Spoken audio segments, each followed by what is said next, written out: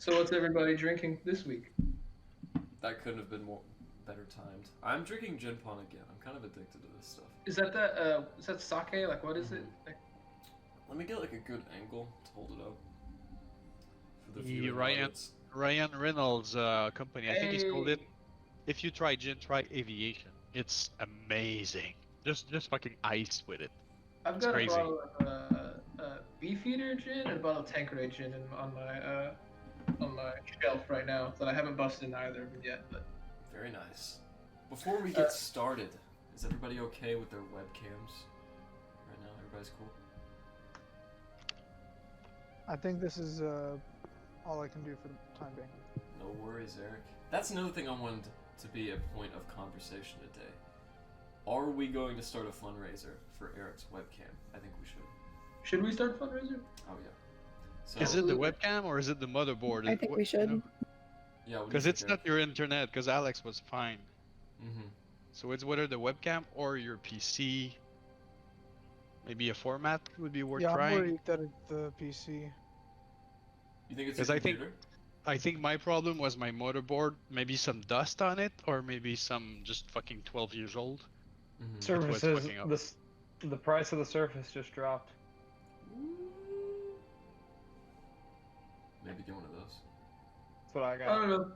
I say we could start a fund regardless of what the problem is, and just Yeah. Yeah, get there I'm down. whatever the end is, you know. I agree. Okay, that's what we'll do then. DM's order. We'll start up the fund. You guys Excellent. can just donate money to my PayPal, and we'll do the same thing that Joe did. We'll buy the product, and then we'll give the change back to the people who owed it.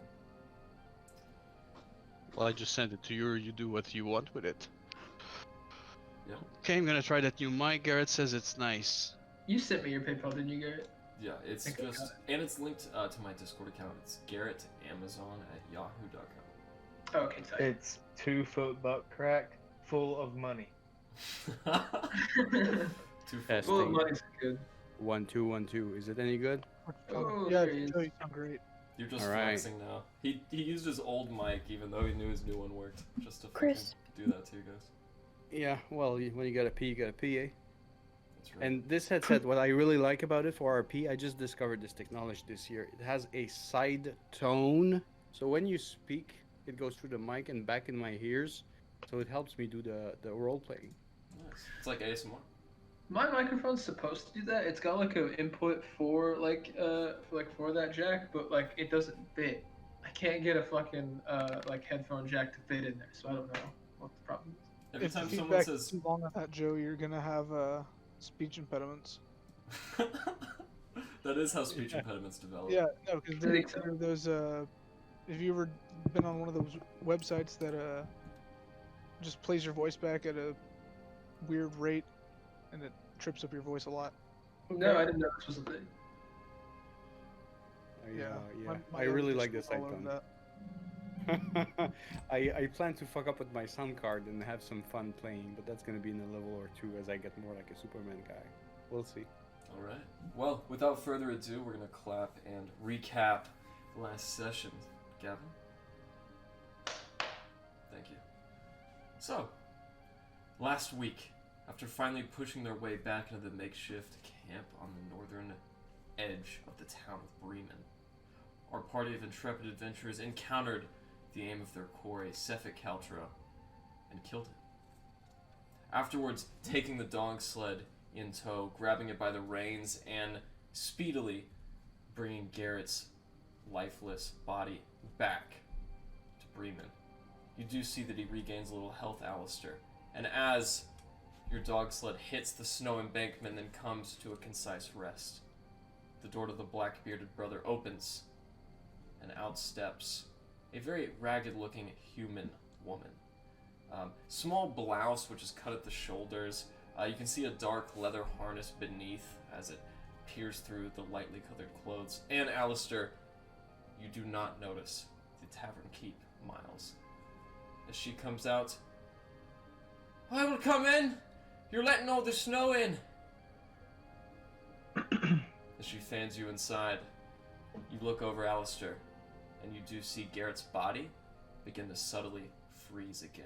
Small icicles begin forming off of his face as his hands, clinging to the handlebar of the dog sled.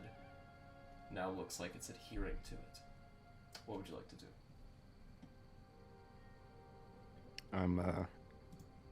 I'm going to turn to them and ask, won't you give me some help with them?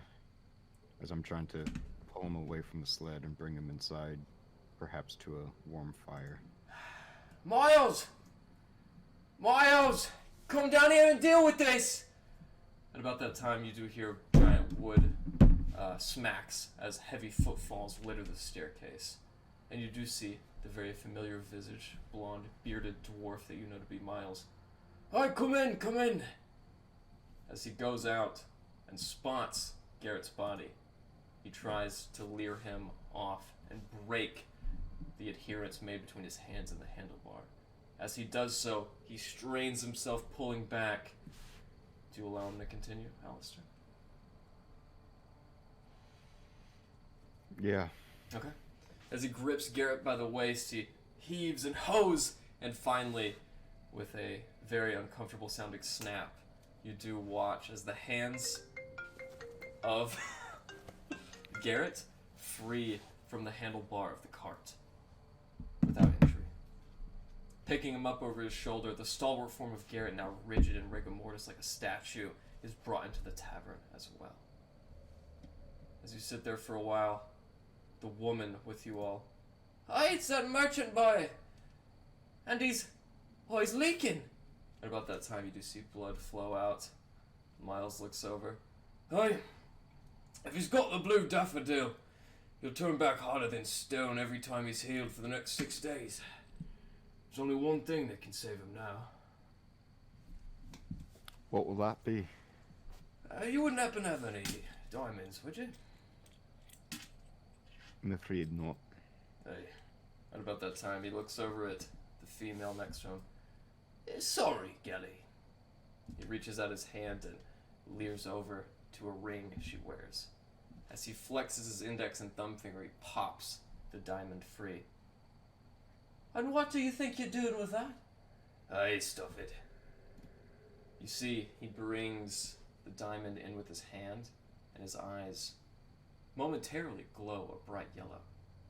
As he begins making this motion, the sign of a hammer on an anvil, you feel the sense of warmth regenerate off of his body, and with that, the ice melts around the face of Garrett.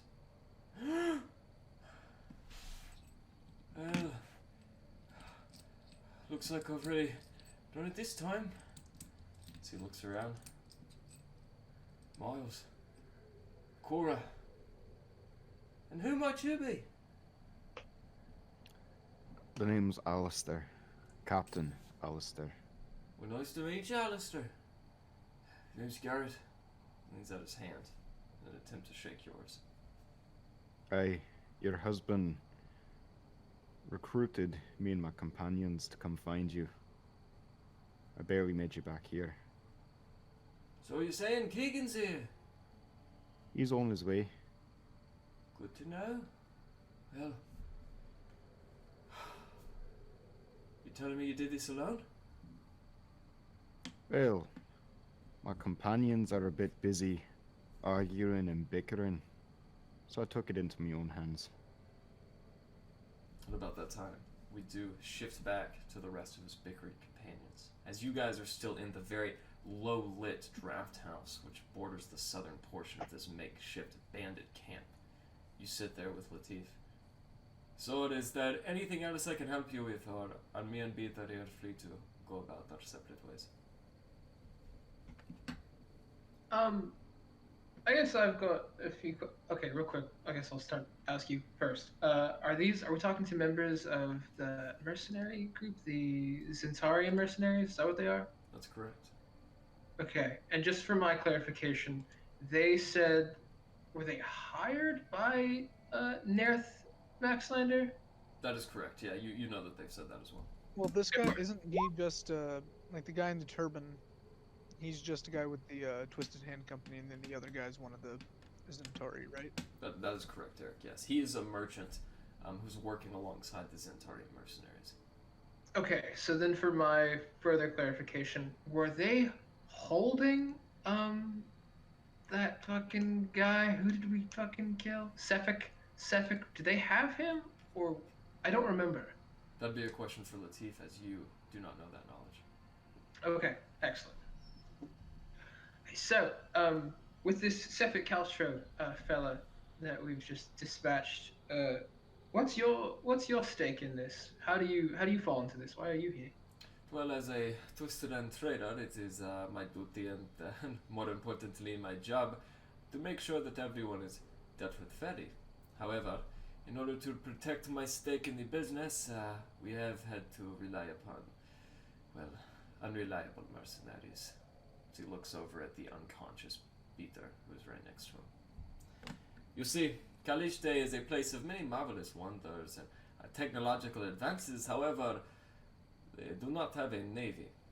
So, in 2 years ago, during the compact of the Dawnstruck coast, it was arranged that private buccaneers, mercenaries, and seamen alike would serve as Kaliste's navy in the meantime. That has allowed rather, how should I say, unprofessional employees to eke their way into the Merchants Guild. It is a shame. So, am I to believe that it's like coincidence that this Sephyk fella showed up? I'm sorry, maybe I'm missing something. Do you have any connection with this fella, or is he just here? Sephyk was a man on my payroll, yes. If you do not believe that, then I am sorry to say that is the truth. Well, then, what do you know about the string of murders that he may be connected to? Well, this is the first I've heard of it, however, if Oh, you guys shit. come bearing the sword, obviously I am in no position to argue against. It had something to do with a blue daffodil, which I found some evidence of. He had a tendency to, apparently, allegedly. No, that murder is true. It is a very weird idiosyncrasy of his. Even when we were back in Targos, he stopped at the 3 flags in order to pick up flowers. Very strange. So you've seen him with blue daffodils, or you just know that he had a fascination with floral? The both. I know that he is fascinated with them and, well, was fascinated with blue daffodils. Oh, this is definitely the guy we were looking for. Good to know. Honestly, I thought maybe there'd be more to this, but however, if I may, can I get your name one more time, just for record keeping purposes? Absolutely. I am Latif. Okay, fantastic. Thank you. Unless any of my compatriots have anything for you, I've got nothing left. We gave you a companion his sword back, correct? Yes, when Peter awakes, you'll be very pleased by this gesture. Okay, so I think we are going to leave you in this room, and we will come and knock on your door when we are leaving. Do not disturb us in the meantime, okay? You got it, absolutely. You guys make your way out of the door and enter the cold, dark space. You notice now only 2 out of the 3 torches is still lit. The temperature reaching -70 Celsius, and the time is about 12:30. What the fuck? That's the coldest I've ever heard. It is. And, Glenn, as you step out, still with the massive swashes through your warm winter clothing left by Sephyk Kaltro's ice blade, go ahead and roll me a Constitution saving throw. Absolutely. As the rest of you gather and exit the space, you do hear Latif say, "Be pleased," on your way out.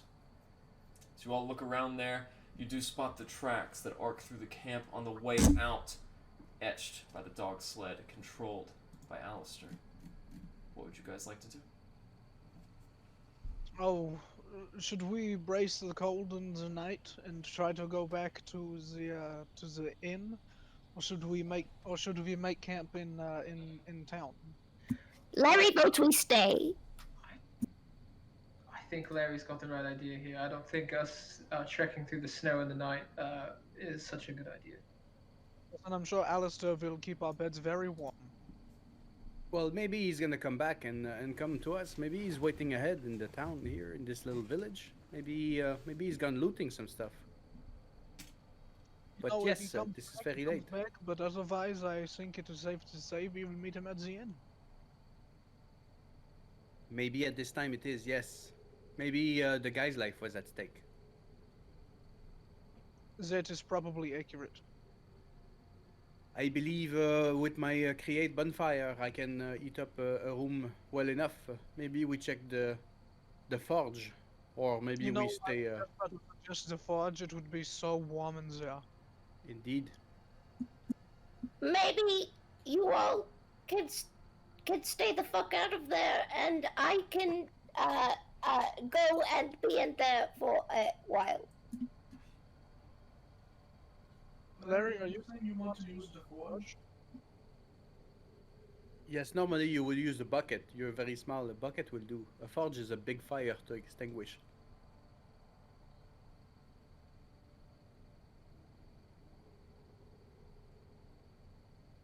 We didn't hear you.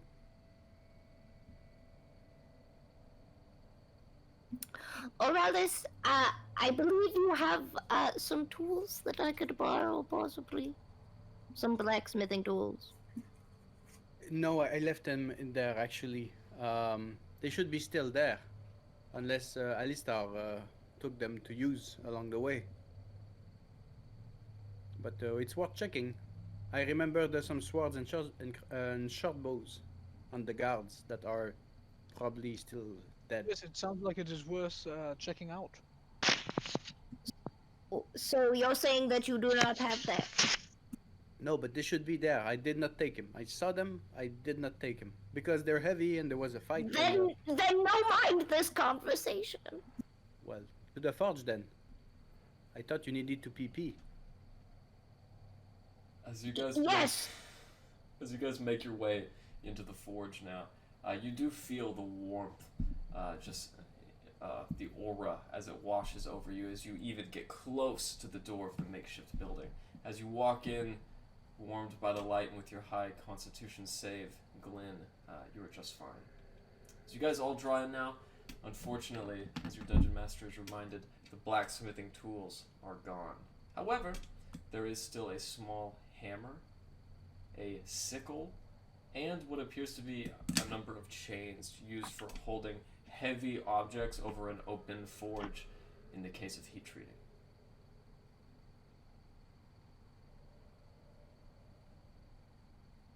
Larry wants all these things. Okay. As you gather them up, being resourceful enough, Larry, you gather even more materials. The empty cages the dogs stayed in, even more loose planks of hardwood floorboard that even Alistair couldn't find. You do inevitably gather some resources. Let us make sure that we. I will keep my bonfire into the forge to bring it alive as much as I can, and make sure we have enough material in there to last until morning. As the added magical aurora of Aurelis's magical campfire joins the light of the forge, you guys are now in a very pleasantly lit space that is very warm. Oh, I've always wanted to ask this. Who takes first watch? I suppose that I could do that. It will be my pleasure to do half the night. Normally, I can only sleep 4 hours a night, and I'm fine. I can do the other half, and you guys can rest as babies. But maybe someone accompanies me. I believe Oh, you that know what, I can take Aurelis's other 4 hours as well. I'm kind of the same way. And I'll just take 2 hours with whoever wants to take them with me. Oh, this will be great. At about this time, as you Sounds guys like are a plan. arranging sleeping orders and plans for the long night, Alistair, into the tavern, still covered in snow, walks Drobblegruff Shalescar, the speaker, and Keagan. As Keagan and Garrett lock eyes, the room is still for a moment, and Keagan rushes over, holding his husband in a tight embrace. Thank you. I really have no way of repaying you fine fellows, but keep the cart and Sally as long as you'd like. Hey, that's awfully kind of you. Well, hey, Might I buy you Hey. each a drink? absolutely, as Garrett speaks up. However, I can't allow you to take Sally. I've raised her since she was a pup. I had no intention of taking her. Trust me. Oh, don't worry, Garrett. We'll get you a nice room. And as Miles goes to make the drinks, and Cora sits down at the table, Keagan looks up at you, Alistair. I think you've done more than could be asked of any stranger, let alone one I just met today. Well, why don't you go back with your friends? I think we'll be okay here. We can see each other again in the morning. I'll see you then. I'm gonna take my drink to go. I'm gonna drop a couple gold pieces down. About that time, Miles looks up. I'll keep a jar of quarter leg on tap. Until tomorrow. Thank you very much. Thank you for everything. Oh, before I leave, wouldn't by any chance happen to have any parchment and some ink? Cora looks back. Oh yeah, I've got some. I'd be pretty keen in buying that off your hands. Aye, come right this way, I'll give it to it for free. And as she walks up the stairs to her room, do you follow her? I do. She gets to your room, she takes out some parchment and pen. You know, I usually spend this on my son, writing him letters back and forth from Targos. Listen, I couldn't help but to notice you look entirely too ready for trouble. You heading out of the town any time soon? Well, I got to go get my companions, but we'd probably stop back by. Right, I really don't want to be any trouble, but... And then you see her begin to shake as a tear breaks through her visage. It's just... Aye, out with it. It's me son, Huarwar. He's been in Targos for many weeks now, and he hasn't written his old mother back. Look, if you find some time, stop by Huarwar and see if he's okay for me, alright? I'd be honored to. Thank you. And here's your parchment. I'll bring back news of your son for you. Thank you. I appreciate it. I'm gonna roll up the parchment, take a quick glance at my arm, and then move on out. As you head on out, you look at the dogs who are busy licking a still frozen trough of water. And as you rally them up and snap the reins, they are just as responsive as before, and you head out back to the camp. Back at the camp now, the rest of you are settled in, working hard at the forge of Layree, who is on their first watch. While we're settling down, and while the first person on watch is going, Rez is just gonna double up with whoever's going on watch because he's just excited about this. Okay, who's on first watch right now? That'd be me. Okay, Glenn and Rez. As you're out there, Glenn, a little bit begrudgingly accepting Rez's place, as it's your first watch, not his, but you allow him to accompany you nonetheless. Both of you look out, and over the steep northern embankment of snow, you see a sled rise, littered with 8 dogs. It comes down towards you about 100 feet away. Rez gets out his drum and says, "Oh, who do you think that is?" I'll lay my crossbow across my lap. I envision we're sitting on the ground. I don't know what you envision. But I'll lay my crossbow across my lap. I thought we were like in one of the other buildings, and you and I were just like on the outside or just in the doorframe of it or something. All right, sure, that works too. Crossbow's There was there. a door. At the beginning, there was a door at the entrance of the little thing. That's right. As you guys sit outside the door now awaiting him, Alistair... DM, do you want to bring us to that map? Because we're still on map 1. no, it's fine. It's not necessary. Okay, sorry. As the dog sled barrels through, and Alistair, you pull the reins back, they're not quite as concise in holding their movement as they were before as they rush through the darkness. Go ahead and make me an animal handling check, Alistair. Animal handling.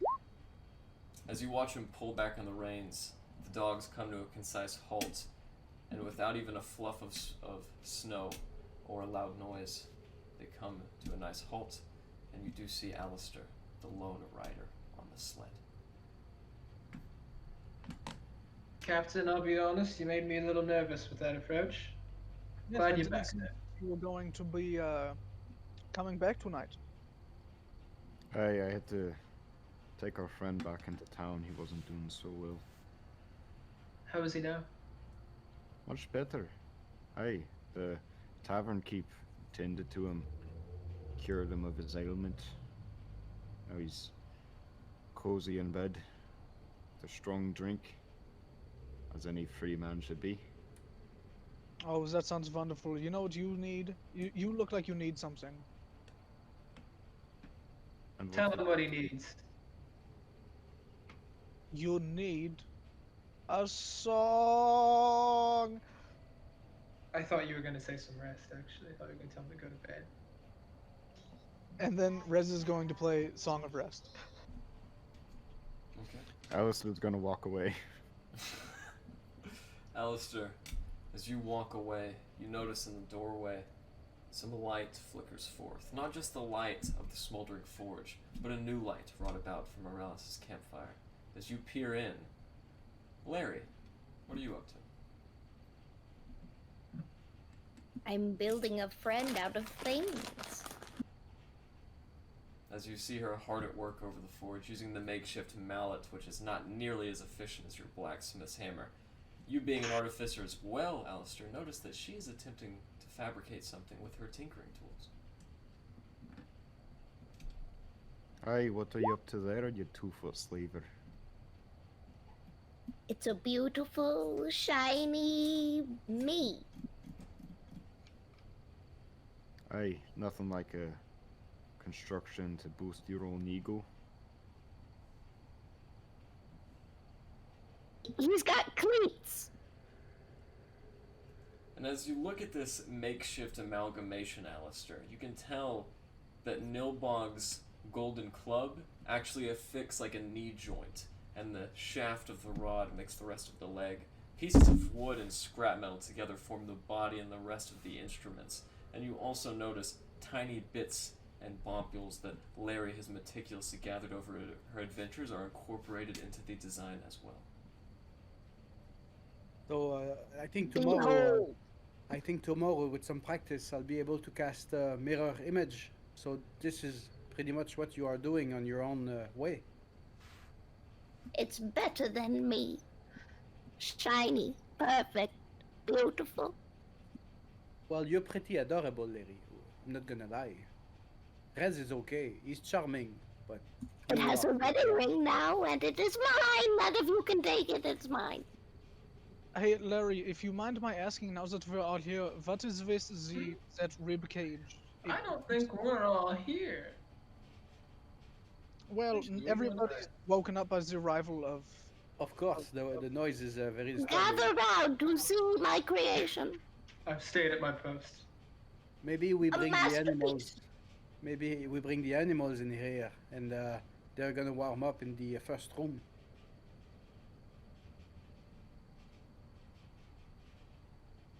If you'll see, the cage is where you put your person, and I can ride around in it. Oh, this is way better than mirror image. As you guys look at it, it is a very wonderful if makeshift construct. However, it is not alive just yet as Layree continues to adjust small improvements. Eventually, What has it been, like 2 hours? Gosh, okay, it's been fun taking watches, you Glenn. Good night. Good night. Well, if we mean to split the guarding in the night, I think me and Elrond, we can do 2 separate shifts because we can stay up half night.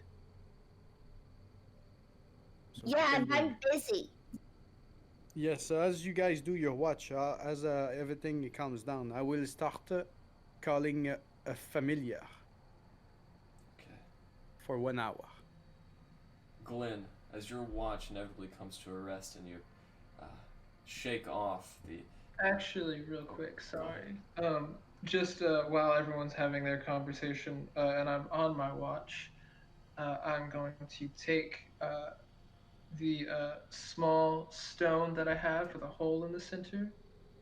I'm going to place it in front of me, and then I'm going to bring out a singular tinderbox and just light it. And I know that's like for like lighting torches or flames or whatever, but I'm just going to let the flame of the tinder. Is that how a tinderbox works? Hold on. Does a tinderbox produce flame, or does it just like ignite flame? It basically is a small device which you can use to start a fire. Okay, well then forgo that. I'm just gonna set my my stone and then like my holy symbol next to it, and I will begin to speak a little prayer. Exalted Marthamaduin, guardian of boatmen, I humbly come to you with a troubled heart. Cleanse my spirit so I may make the right choice. I request this of you in your mighty name. O giver of freedom, honor me with your heavenly mercy. And I extinguish it, and then I stand up and I go and I join everyone else. Okay. As you wait for a moment for a response or any sign that your words have been heeded, you don't seem to receive one, and eventually you head back inside. Absolutely. Erland and Arelas, as you guys cross his path in the doorway to begin your section of the watch, you guys do notice Layree still hard at work, spending this night to hone her craft, and you step out into the darkness. As you all do so, Erland, I would like for you to roll me a perception or a nature check.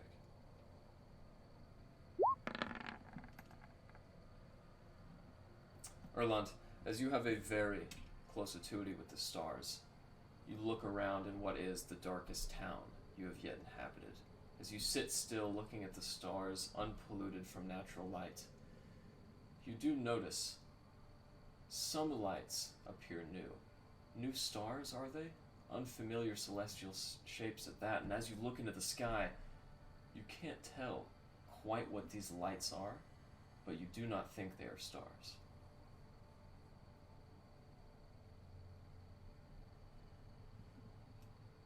Noted. Am I out there with Erlos, or am I alone? At this moment in time, you're with Erlas, I believe. Erlos, do you have what do those city folks call it? The long, skinny piece of glass to see closer. No, those are very expensive.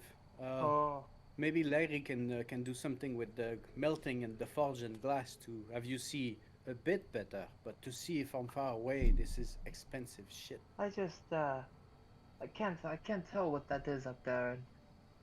I don't sense it, and at this time I'm gonna be like, the orange pearl is just gonna be spinning between Erlon's fingers.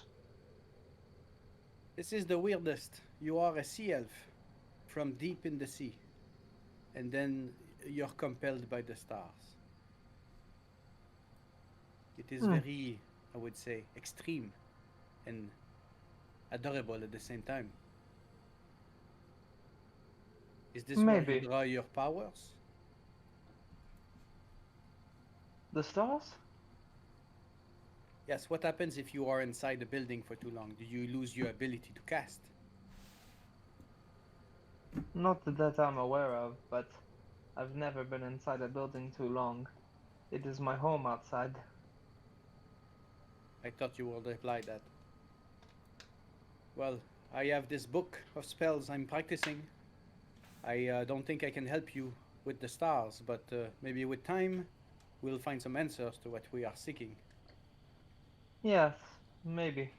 If you ever see an elf, I'm looking, there's someone in town, in one of those very nice towns, that should be selling an item. I need to find I could be a woman, could be a man, but I think it should be a woman. She has a very expensive item I need to purchase for my family.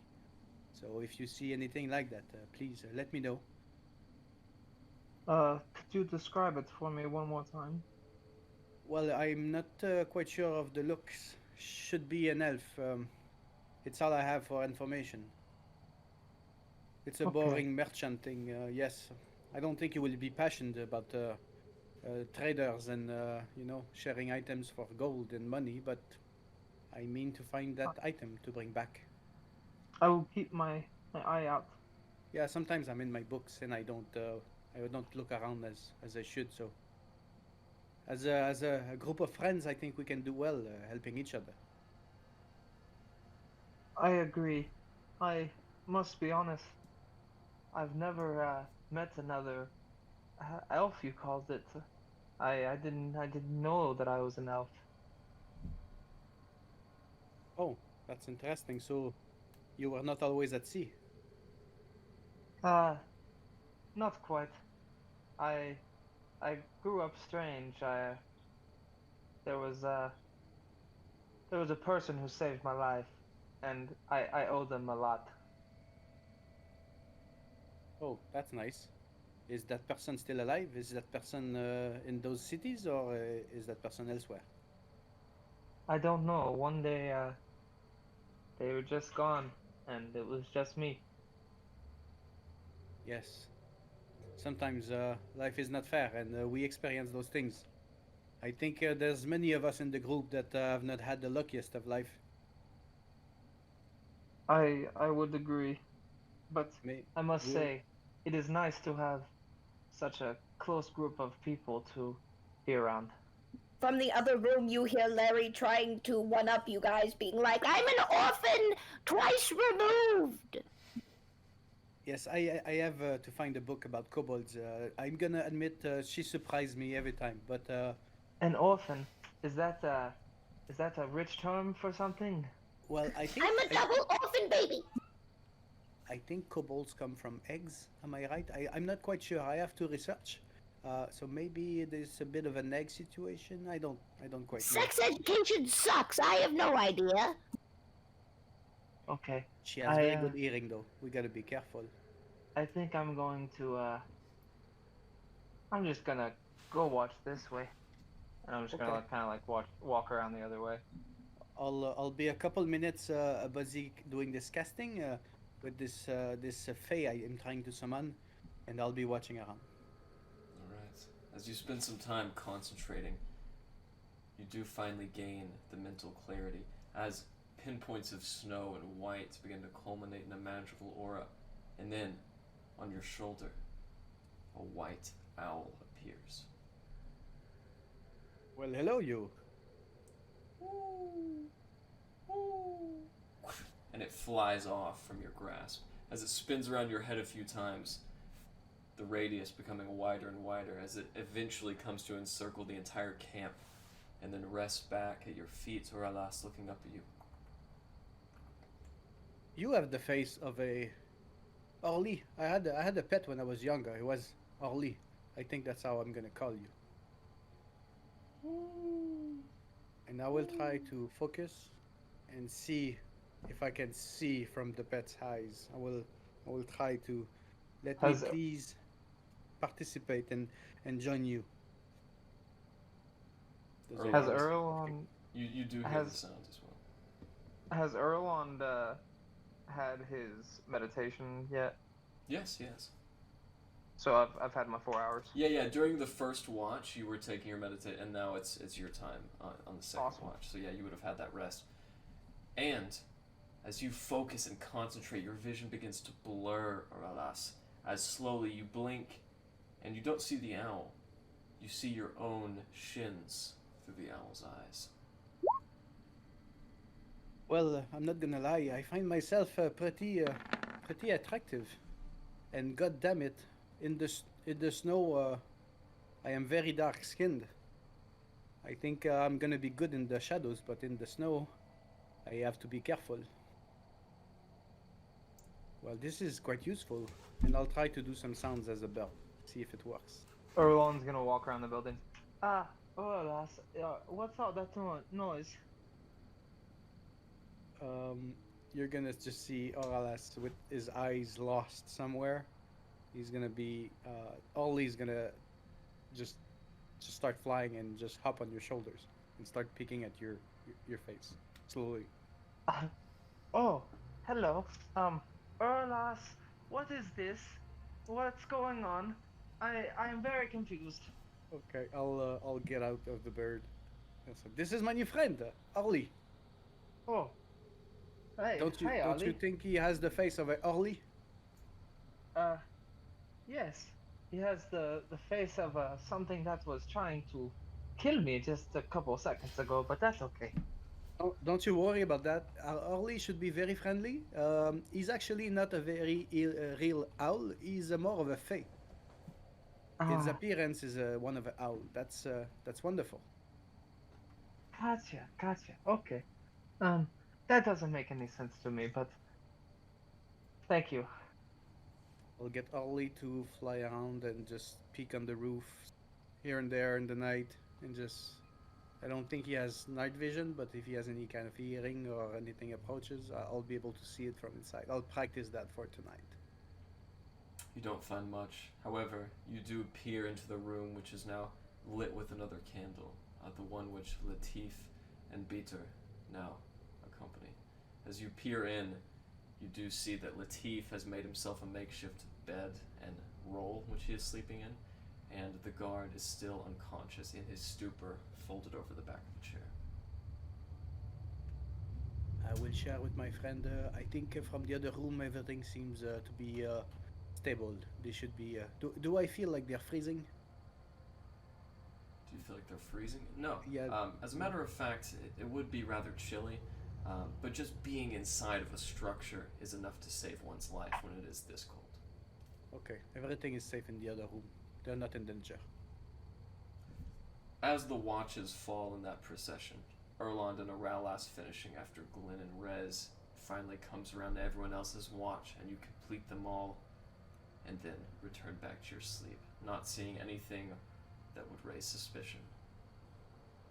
As the nightfall surpasses and gives way to the dim-lit morning, you wipe a big black bead of sweat off of your scaled forehead, Layree, and look down at your creation.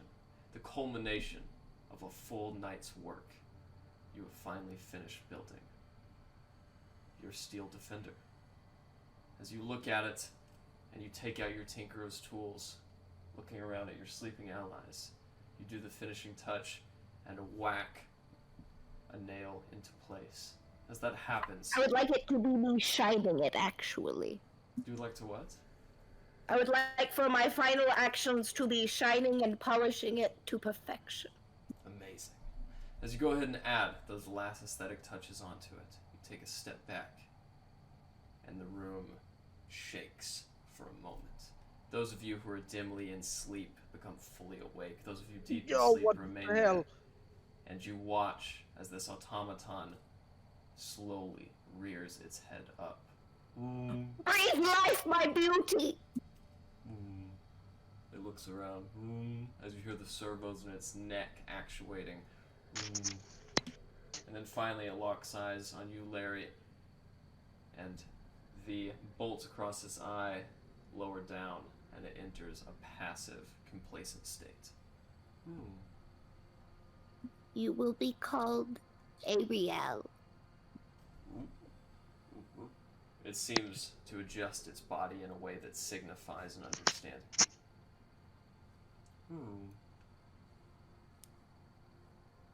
I sit upon the inside of its cage of a chest and feel at home at last. At about that time, the body begins to locomote,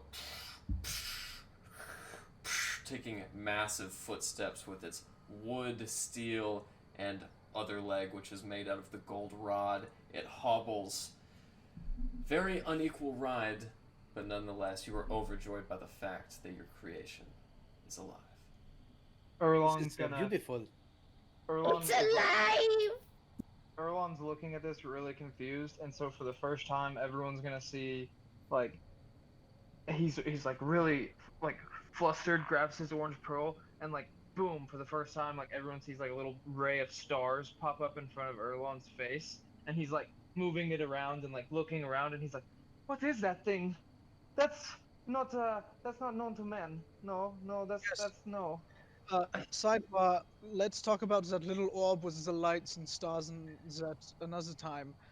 Larry, what is that thing that you are sitting inside of? Do we need to get you out of there? Are you trapped? I think a robot ate Who Larry. is a friend to all, who is a friend to me. But Larry, it looks like he ate you. Is this what you were working on? Did he eat you? Yes! It is my truest form, my ultimate being, So you see, my Elrond, best friend. some people weave the magic in the music, like Rez, and some people, like you, use nature. I think Layree can use the objects to put the magic. I'm in love. Oh, you know, Ah. now that you mentioned it, it's Okay. when you look at guys, tilt your head sideways and squint. It does look like her if you squint, like a big version of her. No, Ah. Layree is way Better more. me. Layree is Shiny. way better. No, I think I'm with Rez here. I quite frankly don't know which one to shoot. Well, why would you shoot any of them?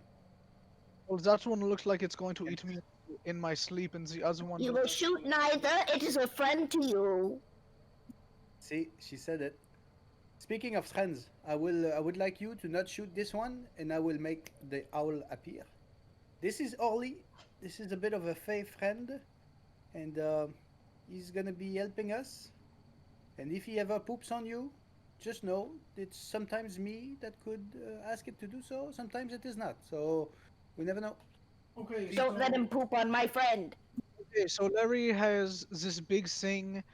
Oralis has the thing he just said, and Erland has that orb, that pearl thing. Is there any secrets that we're not keeping from each other right now, guys? I mean, seriously. I I like also to have admit a I have rock. a secret of my own. You can always be friendly with Glenn. He's gonna be your little partner friend in this. Oh yes, I can always be trusting in Glenn. So you do like me. You clap your fingers and you send him to do your errands. Snap I'm your sure he will fingers. agree. Doody step. Sorry, I had to. What about that time as Larry continues to locomote? Sorry, what was that? Larry, if you're not trapped in there, then how do you get out? Well, as of right now, I just kind of squeeze through these bars here, but there's also a hatch in the back because, you know, dog cages. It really inspired me. Larry, can we turn down your mic volume just a wee bit, please? You are blowing my eardrums out. I'm- I'm actually pretty far away. Oh Yeah, my but you God. tend to get closer to the bar when you're talking. Little sidebar, you can turn it down on Discord if you so choose, because I've already done it. Yeah. Raimi, just right click and drag the bar. That's what I did for the I'm recording. sorry. I'm naturally. I'm I'm very gonna at, take like, one headphone 50%. off so that I can hear myself. And No, you're No, good. no. You're It's good. well, You're good. different my mics have niece different. is also in the other room. So Yeah, You know different what, mics Daddy? have different ratios. It's all I good. love the emotion you. This is a great morning so far. Nobody is dead, nobody is hurt, and we have a sled to try to hold on to go back. Okay, Thanks I to found you, it. Hey, Alistar. can you go ahead and talk for just a second so I can adjust it? I'll adjust it for you. Me? You want me to talk? Okay, awesome. There we go. Really superb work. Everyone's characters are amazing. And as you guys experience this moment for a while, and everyone is now awakened by the sound of the locomoting automaton. It stops in its place when one of its legs flexes disorderly. The one made out of the gold rod is just too flexible, and as it slips, the automaton collapses on one leg, spitting Layree and her magical stone onto the ground. Layree, as you roll for a moment and stop, your stone falls on the ground, and out of it appears the Dragonborn, Otaku Yomade. my other best friend. It's not what it looks like. Fantastic. Seems I have finished one your goal. As you look around, Otaku, you do spot Layree has constructed a new automaton, a robot in her own likeness. And as you look around, you do see that many of your friends look pretty beat up, like they've just been through a very arduous battle. Do you guys get beat up by the robot or something else? No, guy, she made. just She a got beat guy. up. Literally everything else. I see. My robot is beautiful and perfect. If you name something, or sorry, I was speaking in weird accent. If you name something, you know, like not a robot, we've probably fought it. That's how bad it was.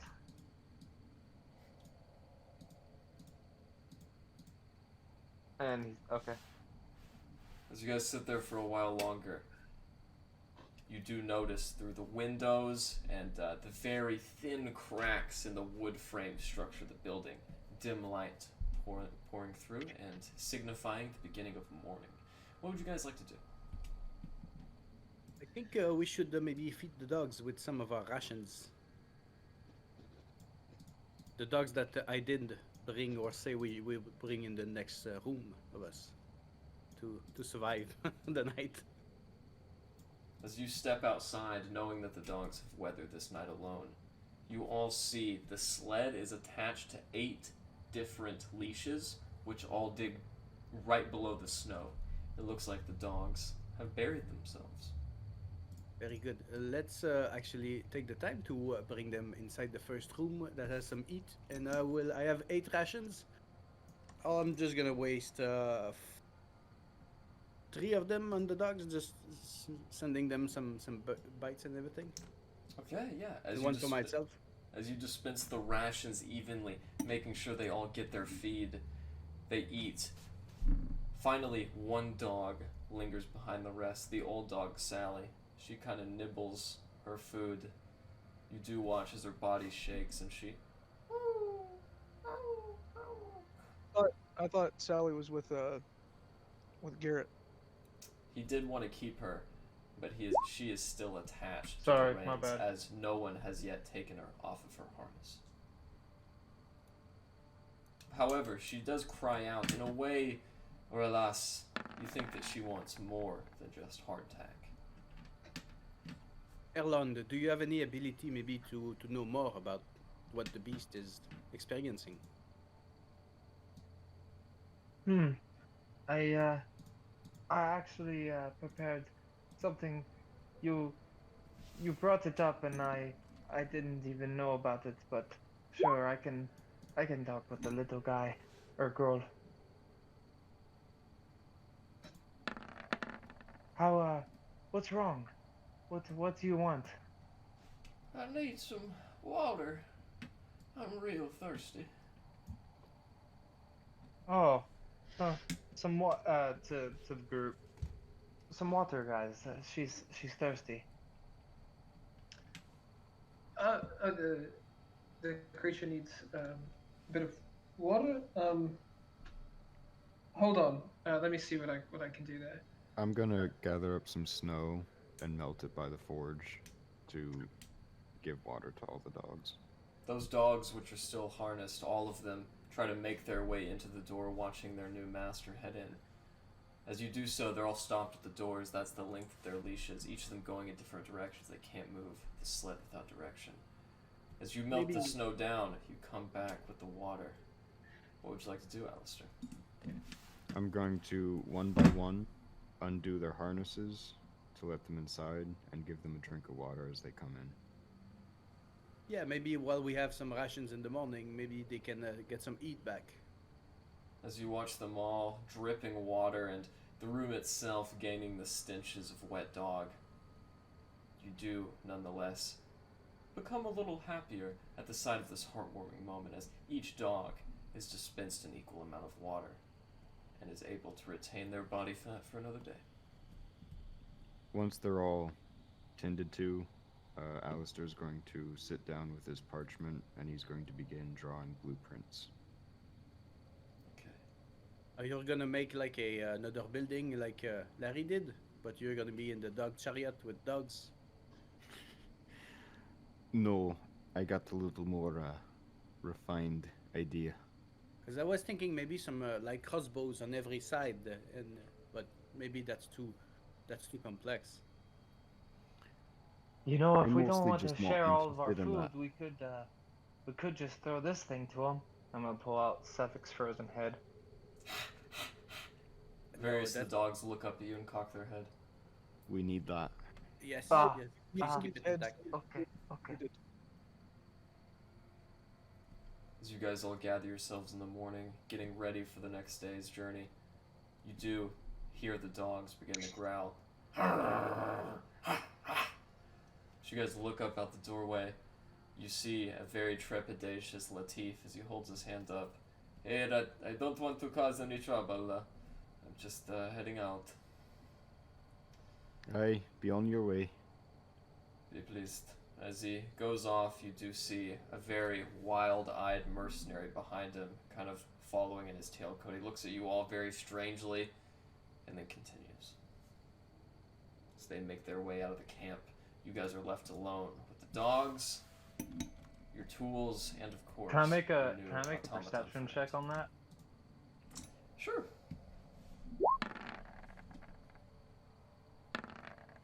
Alright, yeah, as you roll really high perception, you can kind of see, even though he does have that red veil over his face, his eyes are strained and bloodshot, much like the other mercenaries and the guards of Targos.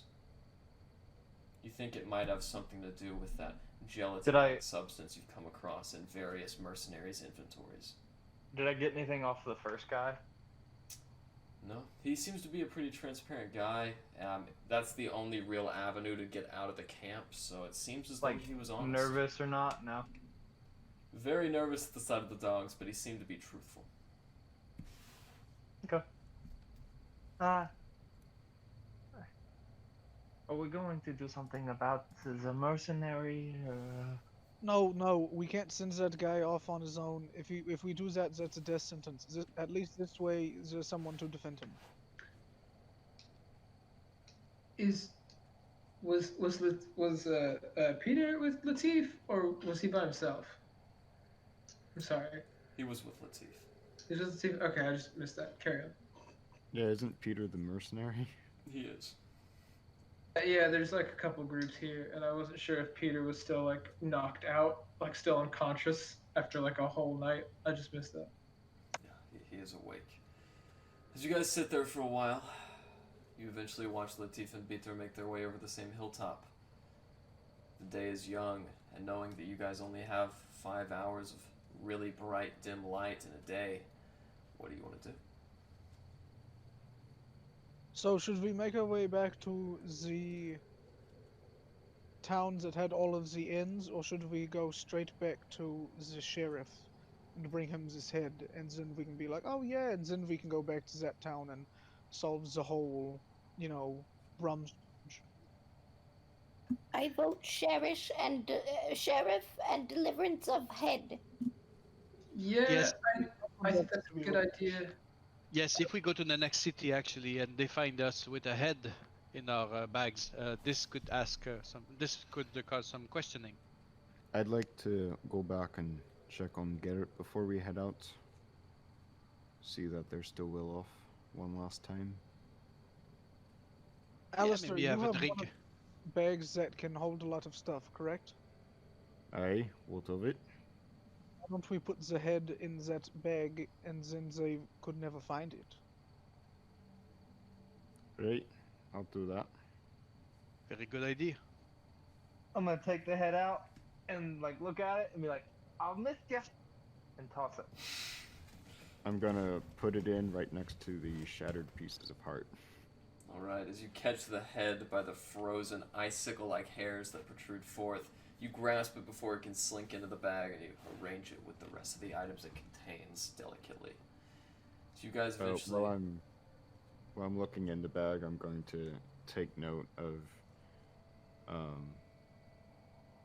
the amount of metal I have, and I'm going to make a mark on my blueprints I'm drawing. Okay, meticulously. making the mark with the pin given you by Cora, you do inevitably make your way out. As you take the dog sled in tow, you realize that it's much faster than walking by foot, Alistair, obviously. However, there is only space for 2 riders. Who are you taking with you? As I'm harnessing up the dogs, gonna look back at the group. Right, can only fit one other with me. Of all of you, I trust most of you very little. Glenn, we got a common bond. If you want, you're free to go with me. Happy to, Captain. Are you gonna go fast and maybe come check on us, or are you gonna just keep pace and if there's anything, we're together? I'll keep pace at first, but Oh, what we could do is you and Glenn could go check on Garrett and them, and then we could all just head straight to the town we need to go to, and then you could just meet us on the way. aye, that'd work. Glenn, you down for a pit stop? Absolutely. Right, we'll meet you on the road on the way back.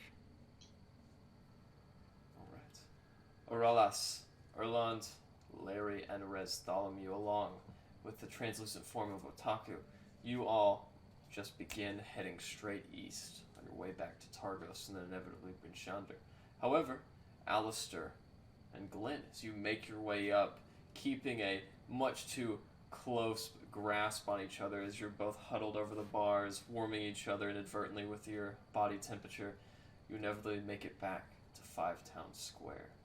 As you look around at all the names of the taverns, you see various dwarves cleaning their windows and getting their shops ready for a day of heavy drinking. Sailors pulling their boats from a night's worth of fishing and head up behind you. As you guys get to the door, it springs open again before you can reach it, and the happy dwarf Miles almost knocks into you guys. Hey! Well, hello there! Didn't expect you back this early. Aye, I wanted to check in on Garrett one last time. And absolutely. He and Keagan are enjoying a point as we speak. Aye, that's good. That's good. Gonna make my way in to sit down by them. As you do so, you do see Keagan and Garrett carrying on. And I told him this was going to be the last of it for you. Can't he just stop merchanting this quickly? Been making a fair bit of gold these past 2 years, Keagan. I know, but he puts his hand on his shoulder. I just can't lose you again. Oh, Alistair! Glenn, welcome back.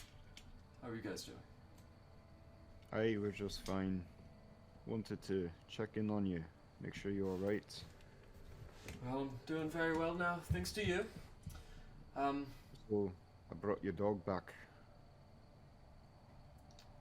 She took Sally off the reins. She is with you now, and as she jumps into Garrett's lap, he pets her a few times. Thank you very much. I just couldn't leave her out there. She's getting rather old, and I'd hate for her to die under the whip of a rider who is not even her owner. He gives her a few scruffy scratches beneath the ears. I tended to her this morning, gave her some food, water. She'll be alright. Oh, thank you for that. He pets her on the head. And, wouldn't you know, I've actually devised a way of getting you guys some proper payment. Aye, what would that be? Well, if you're making your way back east, Keagan said you was, why don't you stop by Three Flags? They've got my last paycheck, and seeing as how I won't be going back to Targos for another day or so, I'd say it belongs with you. That's very kind of you. Well, absolutely. It's the only real way I can pay you back. And the sled. And the sled? But the sled's not everything. You've been more than kind to us. And I hope we see you more in the future. Likewise. Just tell him Garrett sent you, and he's submitting his 2 weeks notice. You are merchants, aye? Aye, Oh. with the Three Flags Trading Company, that's right. I'm looking to rebuild myself a crew, take to the seas again. It'd be awfully handy to have some friendly merchants to deal and trade with. Well, I'm sorry, Mr. Alistair, but I'm officially retired. As he looks over at Keagan. That's right. But if you want friends, there's no finer merchants to be had than at the Three Flags. They're owned by a little organization of halflings called the Children of the Fae. They deal in exotic and exclusive merchandise you won't find anywhere else. Aye, if they come with your approval, then that's good enough for me. That they do.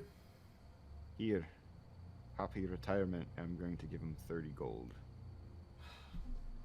Alistair, I can't take this. Keagan says, yeah, maybe 15 pieces is enough. Aye, 15 for each of you. Go, live a long, happy life in freedom.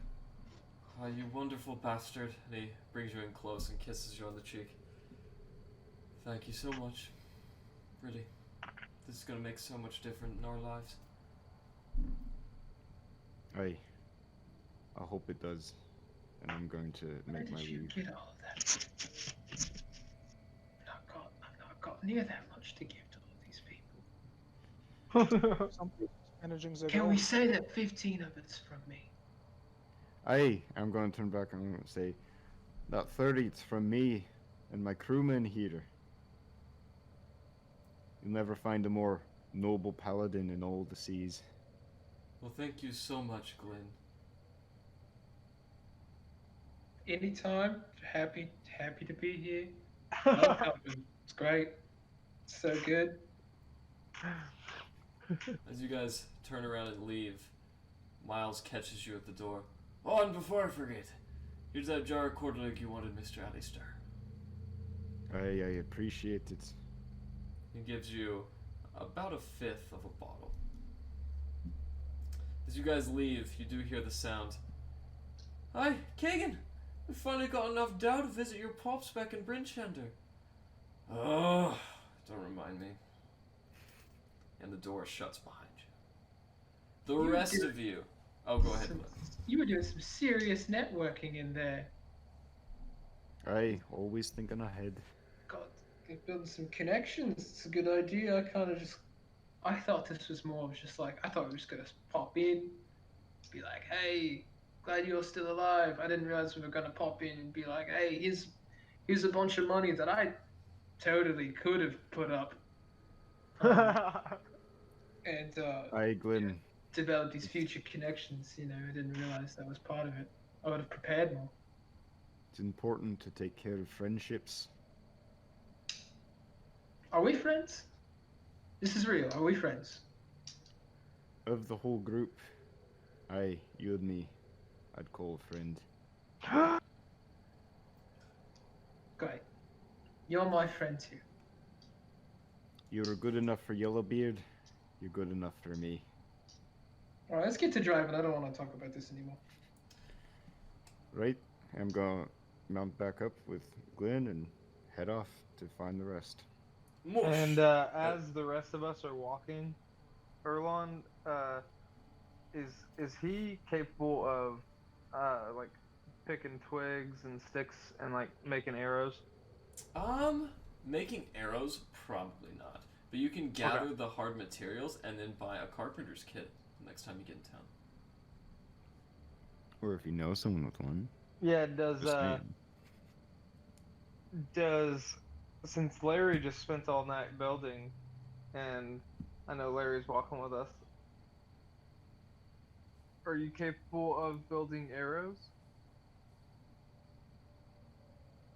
I would say so.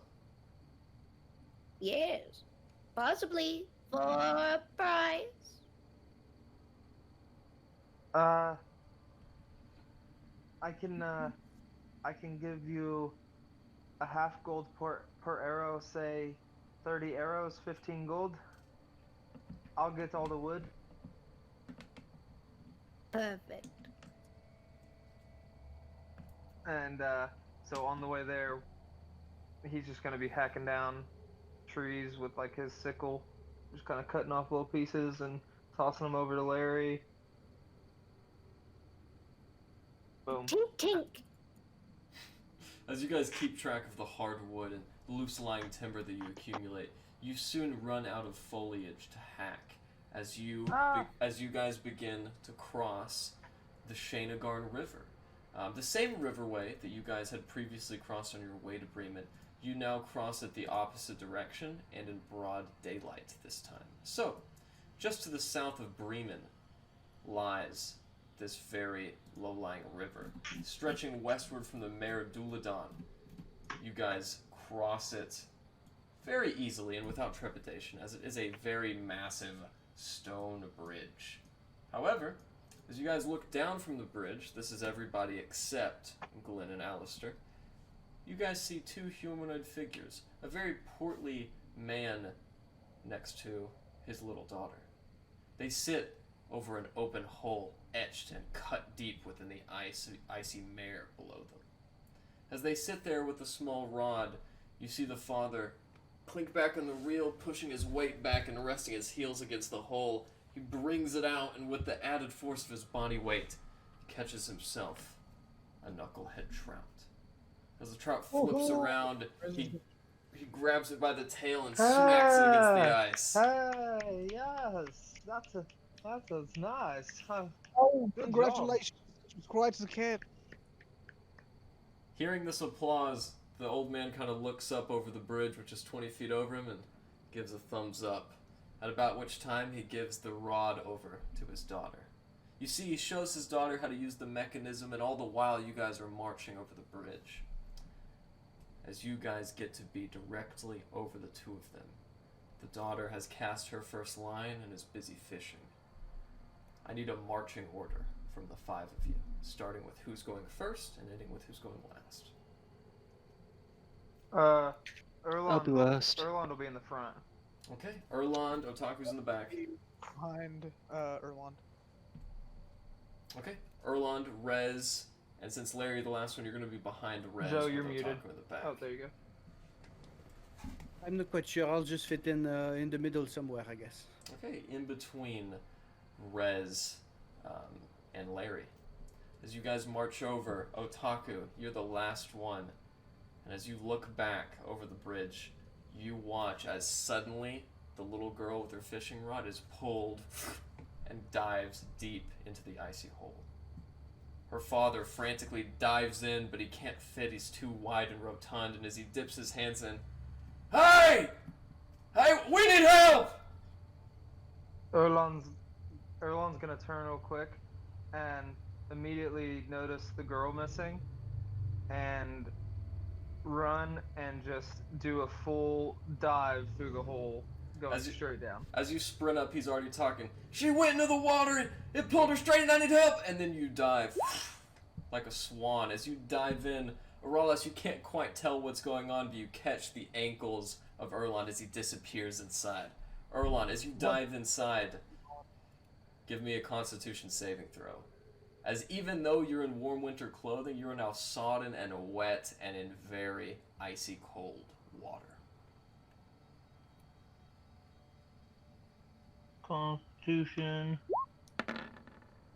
Okay. As you swim your way in, plugging your nose and dipping your hands back, you see the girl's feet as she sails off. I can breathe underwater.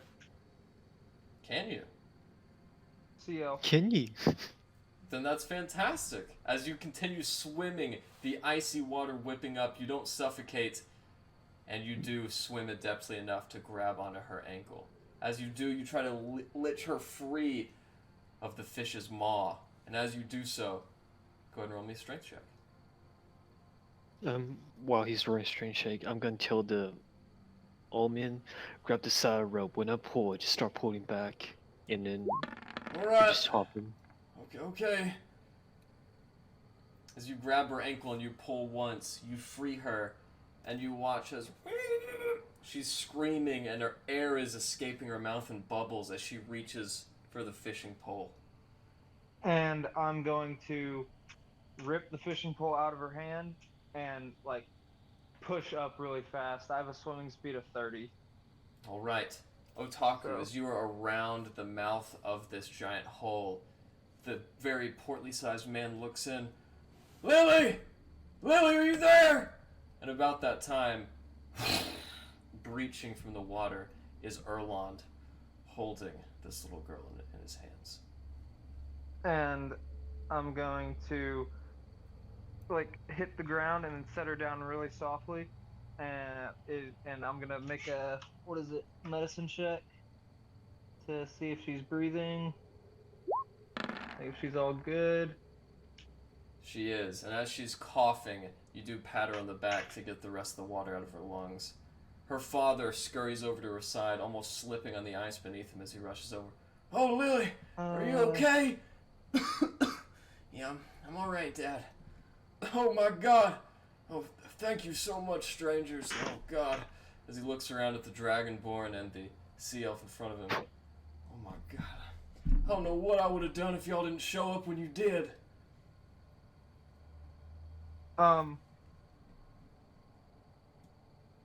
It's no problem. I was just trying to help. I haven't been swimming in a long time, but I'm glad I still have it. Oh, that you do, buddy. Look, I think me and Lily have had enough fishing for today. We're gonna go head back to the Stone's Throw where our room is. Why don't you take this as a sign of my gratitude? And he takes his backpack off, a bright blue satchel with 2 straps, and he hands it to you, Erland. Oh, thank you, but you really don't have to. No, I do.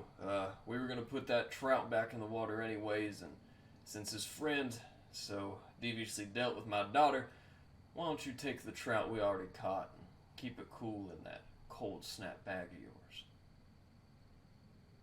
Okay. I appreciate it. Thank you very much. Wherever I go, I'm gonna let people know there's a sea elf looking out for him. Thanks again. Come on, Lily. As they march back to the shore, Erland, you have been gifted a cold snap leather bag. This is a leather bag, but it's magical in the sense that it keeps any items stored within icy cold. Okay. What's the hold on that? 5 pounds in weight, it can hold 30 pounds. And you said it's just the ice bag? Ice bag, that's right. Ice bag. It weighs 30 pounds? It weighs 5 pounds, it can hold 30. Copy. Alistair and Glenn, as the two of you begin to cross the Shanagarn Bridge on your way out of Bremen, you do see your friends as they walk up on the other side. You've finally caught up with them. Would you like to eclipse them, overpass them, and continue, or stop and gather the party again? I'll stop and see what they're up to. Okay. Unless Glenn opposes. No, got nothing. As you stop and the party's all together again, what would all of you like to do?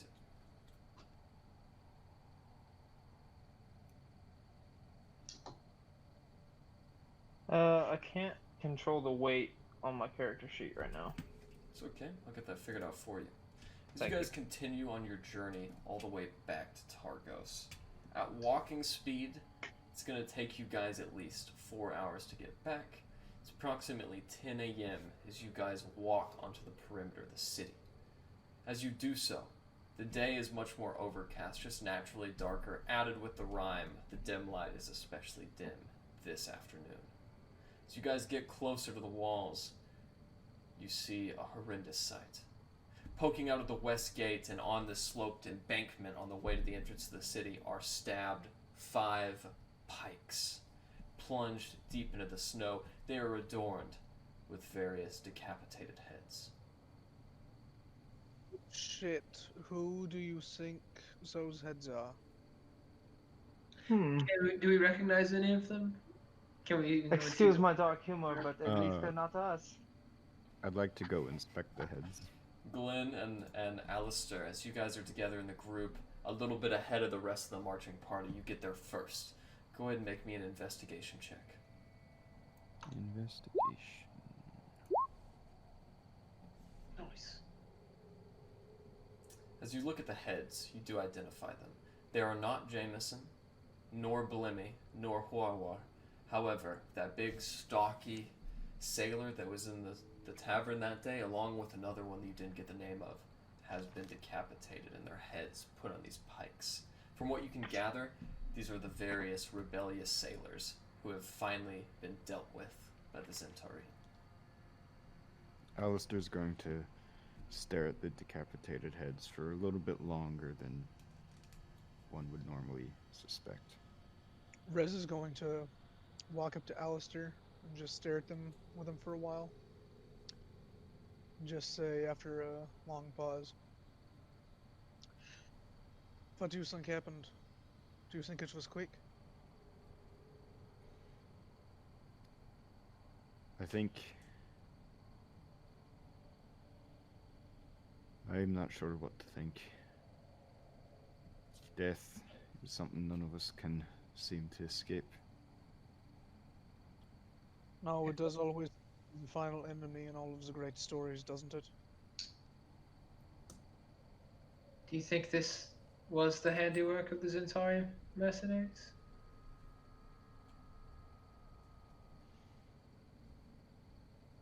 I don't know, but I think we should stay away from whoever did it.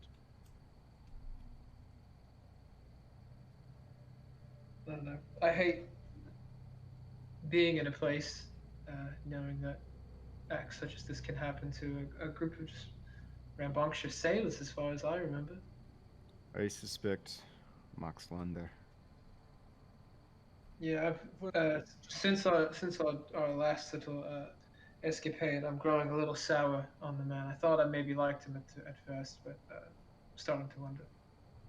I see heads here. I say we make it fair and take his own.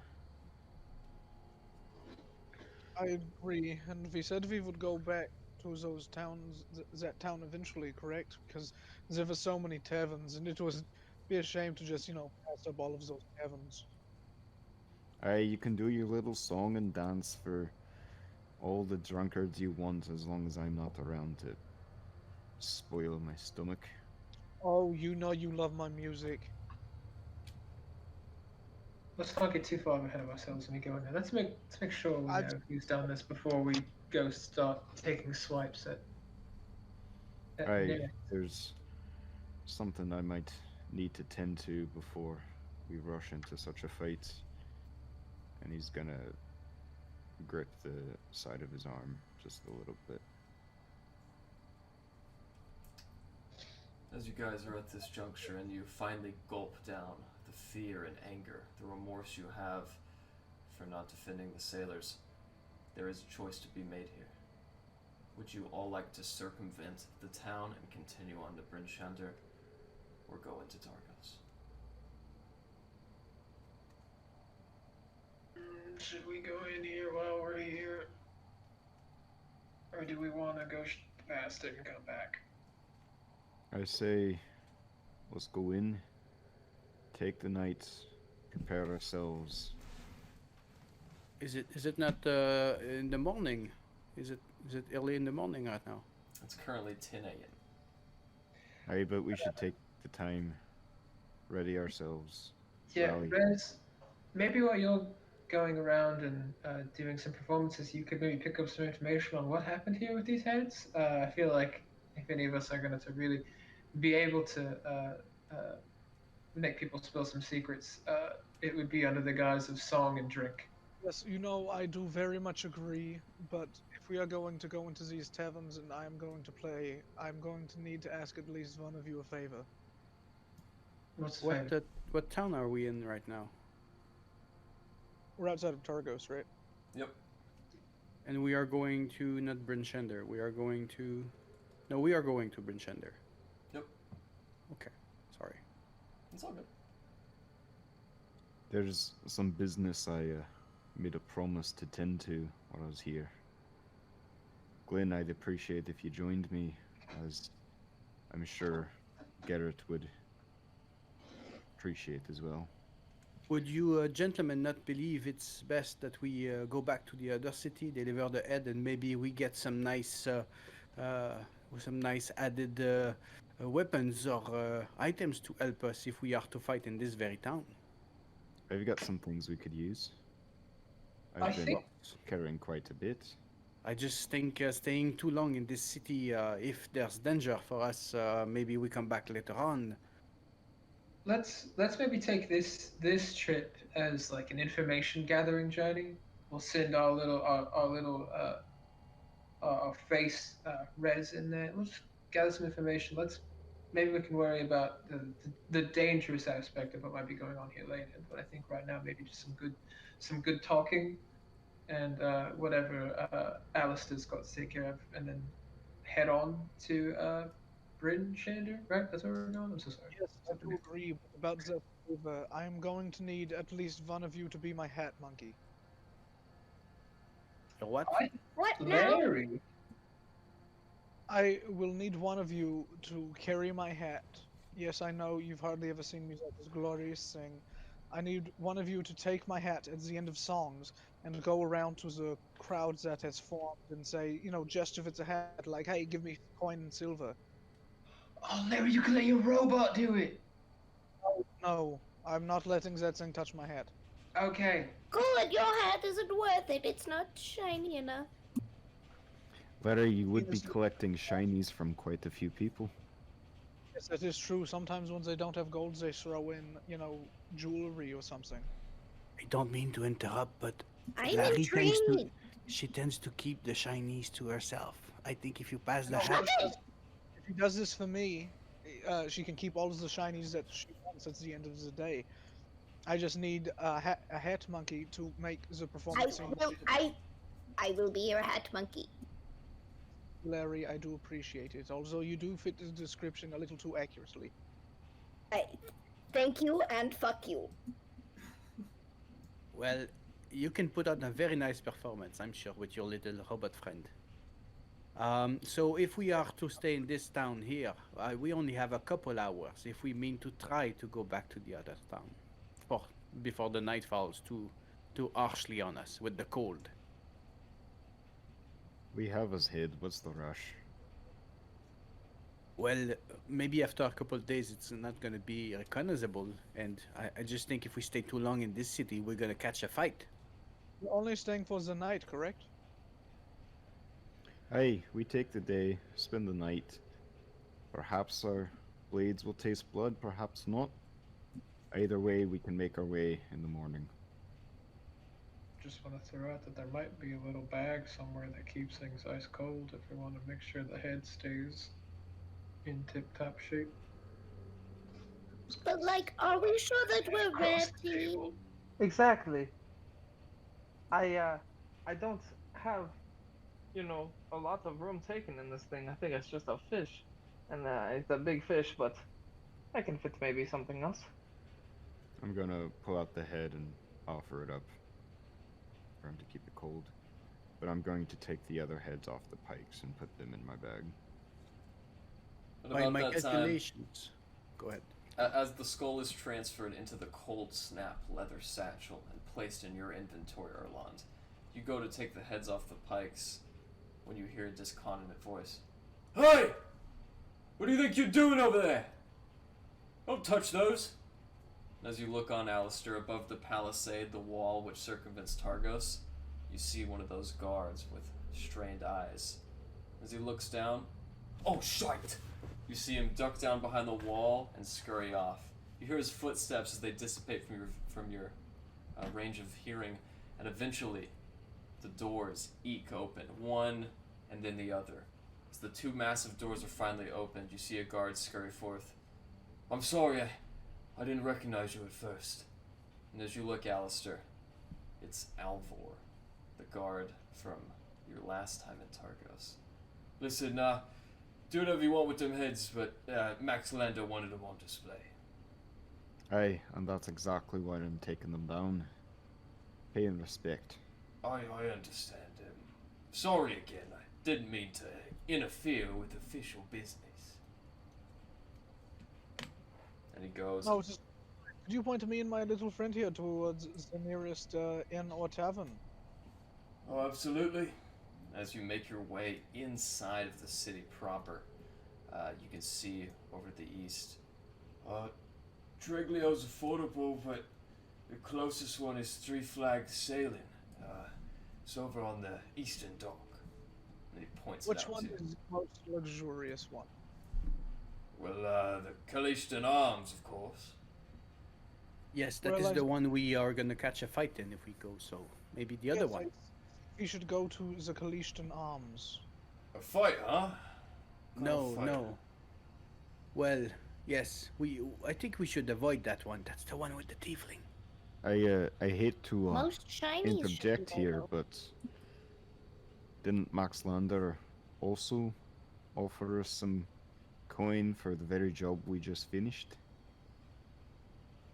It is true, and also, if it's just me and Layree going in there, I can guarantee you nobody will recognize me.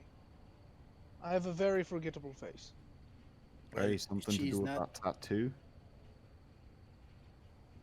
I will act like I did not hear what you just said.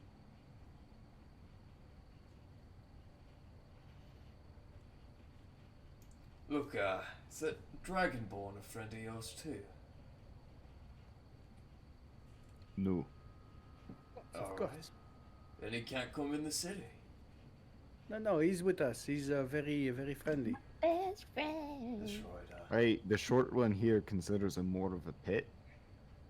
No, That's, no. I think it's imaginary. She thought he was her imaginary. Can't see. He's mine. My friend from my mind. Of Thank course. you. Far be it from me to keep someone from their well-earned slave.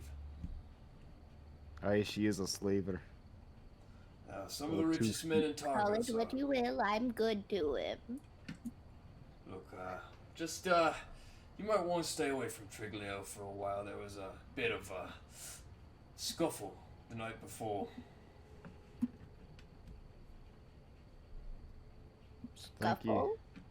Aye. Huarwar and his other ragged sailors went up to give the speaker a piece of their mind.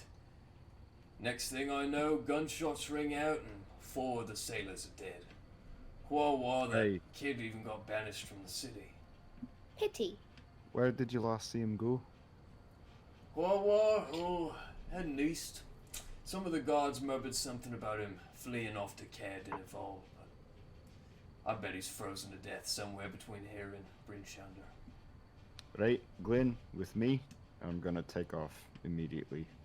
Just a clarification. These were guys that we met on our way through this town, right? Yeah, Huarwar was the crying boy in the inn, and according to this guard, he's been banished from town. Okay. And I'm chasing after him on the sled. Where are you going? I'm not even taking the time to answer, I'm just leaving. I'm going. I'm booking it as We're fast off. as I can. As Alistair and Glenn set off from the party once more, you guys are left there for a while. Well, I'm gonna go to the Three Flags. I'm gonna see what this one has to offer.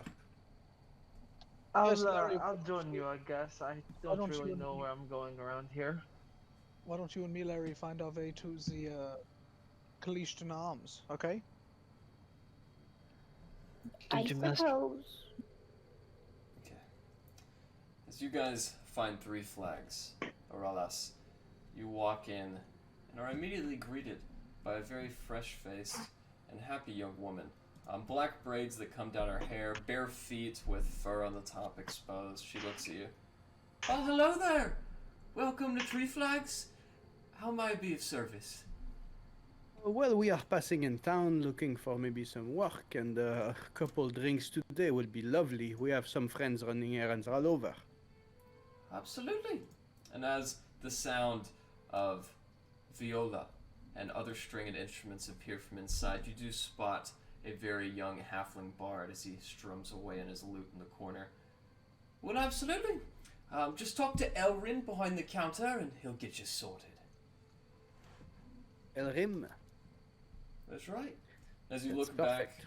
there is a very portly, bushy, gray-headed halfling with a very thin gray mustache as he sings to himself. And is Elrim the bard, or is it two separate people? Elrin is the bartender, and the bard is unnamed at the moment. Okay. So I think we are here for a while. Some good music would be lovely. I will grab a drink for me, for Elrond, and you, my friend, with the music. What would you like to drink? Oh, give me some seaside scalder. For the man, I shall order that. How much do I owe you for that, my friend? Oh, well, for me, just put down 2 copper pieces. I shall give him a silver. Thank you, good sir. With that amount of dough, you can also afford a raspberry rum and a silver mint spirit. Well, I will go with the rum. Elrond, is it what you'll have? I'll try the mint spirit. The silver mint spirit, of course. He whips around and almost magically turns back the other way with 2 glasses full. As he gives you the raspberry ram and then slides you the silver mint spirit, it looks like a glass of water, Erland. And as he looks at it, he folds his arms.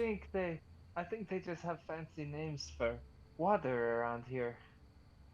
He leans forward, letting you finish your sentence, and he flicks the top of the glass with his finger. And you watch as the water fizzes and turns into a nice bright sunset. Oh. So let's say I am to go back to the island someday where it's warm and beautiful. Would you like to come with me, my friend? I think your talents would be quite needed. Well, of course, but the children of the Fae are from the islands of Galadrimbar, if that's what you mean. Why, that's within walking distance to the Silver Splint Mountains. That's where we're from and where my magic originates. The Silver Splint Mountains. That's right. Well, you've been traveling quite a lot.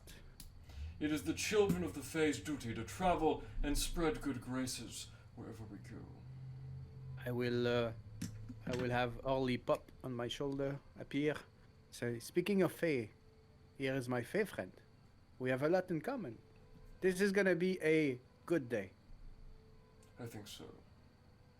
As the bard continues to play, Rez and Layree, you guys have just made your way to the Kalishtan Arms. Outside, you see a guard, very heavily festooned in brigandine plate mail, which stretches across his chest. A male coif donning his head. He looks out. Hello there. Is there something I can help you with? Oh, yes, me and my friend here were just wondering if we could, pop in for a drink and maybe a song or two. Kind of looks you guys up and down. Do not, I am on explicit orders from General Scath to not let anyone in. But I like you. Come in for a drink, huh? Friend, you are too generous, and I'm gonna shake his hand and I'm gonna palm him a gold. Ah, glad to know someone here speaks Kalishta. Puts the coins in his pockets and opens the door. So you guys walk in. You notice the Kalishtan Arms has earned its name. On the walls decorate flintlock pistols and crossed ebony muskets with gold trim. Very nicely made firearms decorating this room, all lit by light from a central chandelier. Various guards sit at the benches and the bartending area. There seems to be no central tavern keep, just a room with spigots and barrels of ale. What would you guys like to do? Rez is going to walk up to there's a bar, correct? Not per se. They're basically barrels stacked around the room with spigots attached. Occasionally a guard will get up and fill his cup with ale and sit back down. Is there anyone, clearly in charge around here? Someone running the place? There's not, but there's a couple interesting things. In the corner, there is a very large half-ogre guard. Dressed in different attire from the rest, his face is exposed, and occasionally he dips his head beneath the spigot to drink right from the spout. Another guard, Rez, is sitting with the rest of his friends on a bench, and you can tell this guy has been around. Signs of a veteran, he has scars on his face, and he is covered in full plate mail, much like General Scath. Oh, Larry, I have never seen an audience more in need of a good song. What do you say? No, Larry, we've been over this. You are not singing. Fine, I'll just grovel, cower, and beg. No, okay. I take off my hat. I hand it to Larry. I kind of shake my hair out. I hand the hat to Larry, and I say, "Now you are going to stand around, and you are going to wait until I finish my first song, and then if there is a crowd, you're going to go up to the crowd, you're going to take the hat, and you're going to show them, say, hey, where's this hat? Put money in the hat. And if nobody has come up to stand and watch us, you are going to go table to table, and then we are going to do this a couple times. I'm going to get a booze and a drink, and then we are going to ask for information after we put people in a good mood, correct? I think you'll have a better showing than you think if I grovel, cower, and beg. No. Yes. No. No, look at roll 20. 'Tis a thing I do. Yes, but I'll have my own music. Okay, I will. Okay, so Rez is going to like do the full setup, like the kick legs on the dulcimer are out, with the foot pedals and everything. Mage hand going to give myself a slow drum beat. I've got the pan flute right in front of my face, and I'm just slowly like making it sound like I'm tuning and kind of fucking up, messing up through a couple of chords and making people like, oh god, the terrible bard just walked in, and then I'm gonna go and I'm gonna just crank out a fucking banger. All right. Crank out a fucking banger. He cranks out a fucking banger.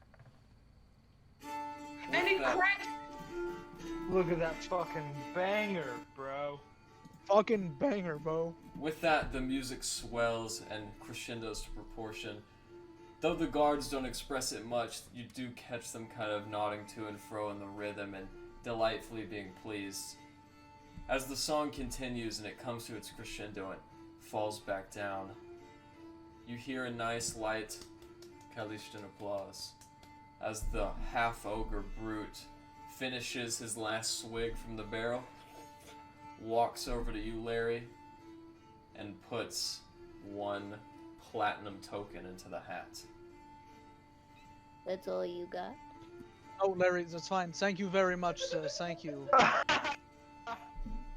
I have some good music. And about what was that time, the door opens. Well, why do I have the feeling like I have just missed something? As he looks around, the other guards stand up and immediately salute as General Scoth returns the salute. So, Rez and Larry, I guess, are both saluting as well. Ah, please at ease. It seems as though someone here has disobeyed a direct order. About that time, the half-ogre shaking says, "It was Ahmud. I saw him let them two folk in." "Oh, do not worry. It was a pleasant song. I heard it from outside even. I will deal with Ahmud appropriately. You just enjoyed your stay, you two, okay?" Thank you very much, sir. This is a very fine establishment, and I do so ever enjoy playing here. The clientele could not be kinder. Of course. Enjoy your stay, and I will alert the speaker to your presence. I As would he like leaves, to take my hat at this person and be like,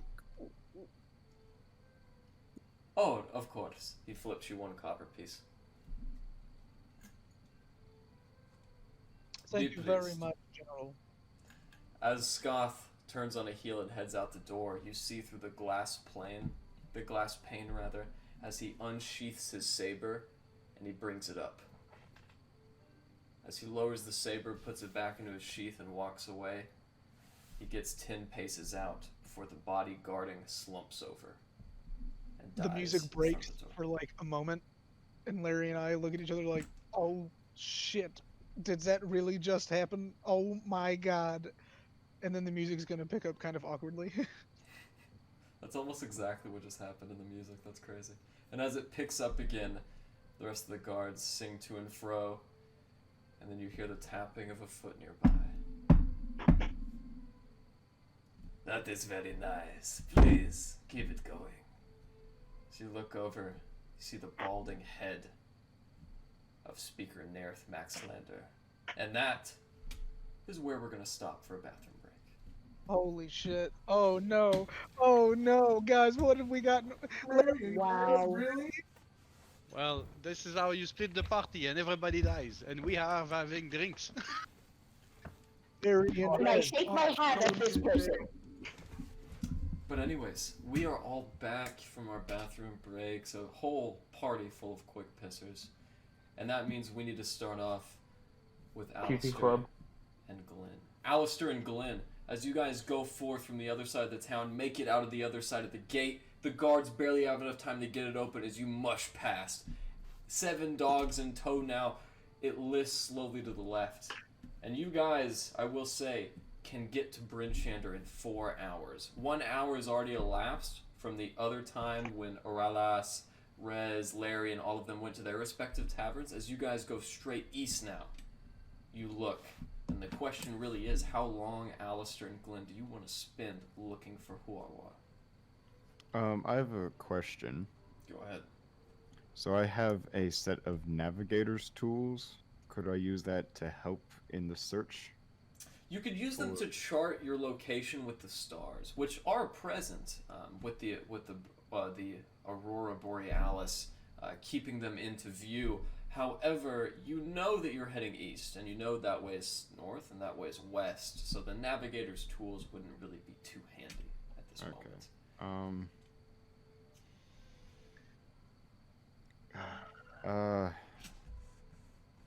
I kind of just want to keep looking.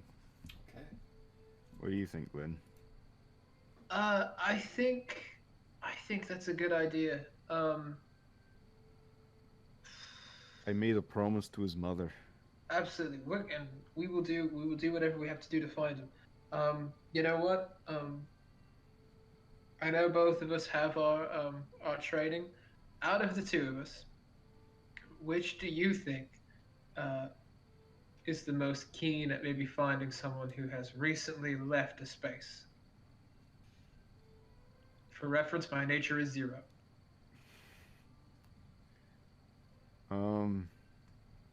Would that be? Yeah, that'd be a nature check, wouldn't it? Yeah. I think. To find tracks, absolutely. I'm gonna do a nature check because I got a +3, not to I metagame. cast bless, and I bless Alistair. Okay. Alistair, with that 14 check, you can see the tracks perfectly. The many overlapping, mixed, and indistinguishable tracks Never of the high mind. road. Bless does nothing for this. Footsteps, carriage tracks, everything you can see, but you can't distinguish one from the other. And if you could, you don't really know what tracks you're looking for. As you guys spend even the maximum amount of time it takes, I'll say you can get all the way to Bryn Shander without sight of Huarwar. Would there be like some high ground we could get to look around? Absolutely. As a matter of fact, Hrogar's igloo is on a very secluded, low-lying hill.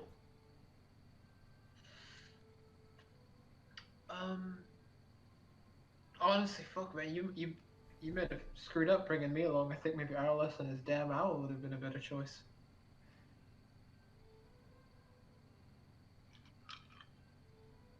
You might be right there, my friend. Okay. I would like to. Can I make like a perception? Okay, where are we right now? So we're standing on like this hill. Is that what you said? If you guys would like to go to Hrogar's hill, it's up to you. Right now, you're about. I think we should. Yeah, you're all the way to Bryn let's Shander go. now. As you've spent 4 hours traveling to Bryn Shander, you now take another 2 hours to head back up to the hill. It is now approximately 4 p.m. as you guys look out, and it is getting darker. Can't see anything. Okay. just for my sake, can I make a perception check to see if there's anything at all that just looks like worth checking out? Something that looks strange, or like where someone might go for shelter? Absolutely. Some sort. Okay. Fuck. Don't find that much. Nope. Sure don't. I mean, we're at the igloo. Could we check the igloo to see if he's there? Maybe. I swear to God, if I just looked out over a vast snowy field and he's in the building behind me. I'll give another perception check. Probably won't help, but As you walk in, he makes himself plain and simple to you. You know, I would really appreciate if you would all start knocking. I apologize, but we're in a bit of a rush. We're searching for someone out here in the cold. I am sorry to say that people cross on the high road are few and, well, many between. I've heard many carriages and people and horses pass my igloo in the past days since you've left. However, I don't know if I would be able to distinguish one from the other. What's he? You know what he looks like, Alistair? Could you describe him? I'm afraid I only have a name. Shit.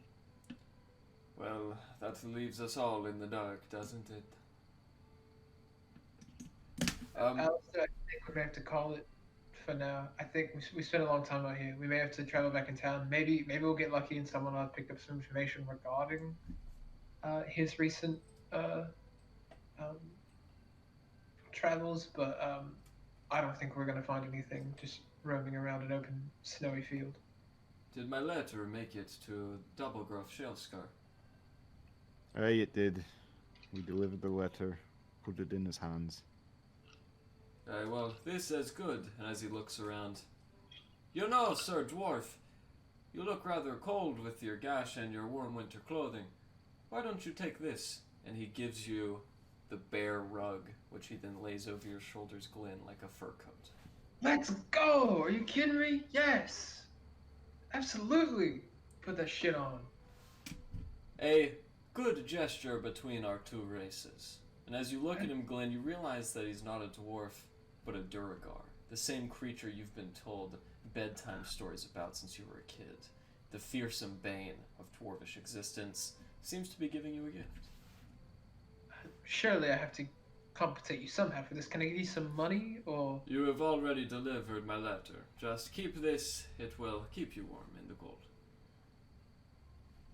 I will remember this always as a personal pact between our kind.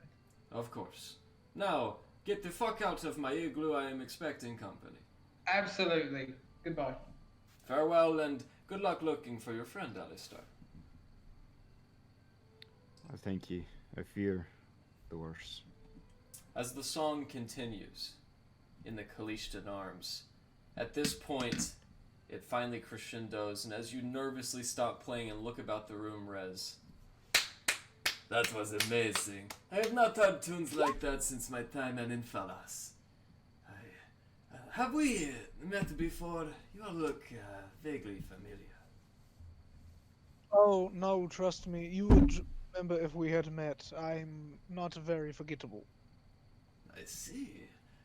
Well, I do recognize your kobold associate a little bit. Tell me, is there a reason you have come to the Kalishtan Arms? You know, we came to make maybe a few coin, and I gesture to Layree, who's shaking the hat. And to maybe have a few drinks, talk to the locals around here, you know, see how everyone is doing. Just get the lay of the land, you know. It is Targos, my friend. As soon as we free those ships in the bay, it will be wonderful. You should really come back then. Oh yes, does this bay lead out?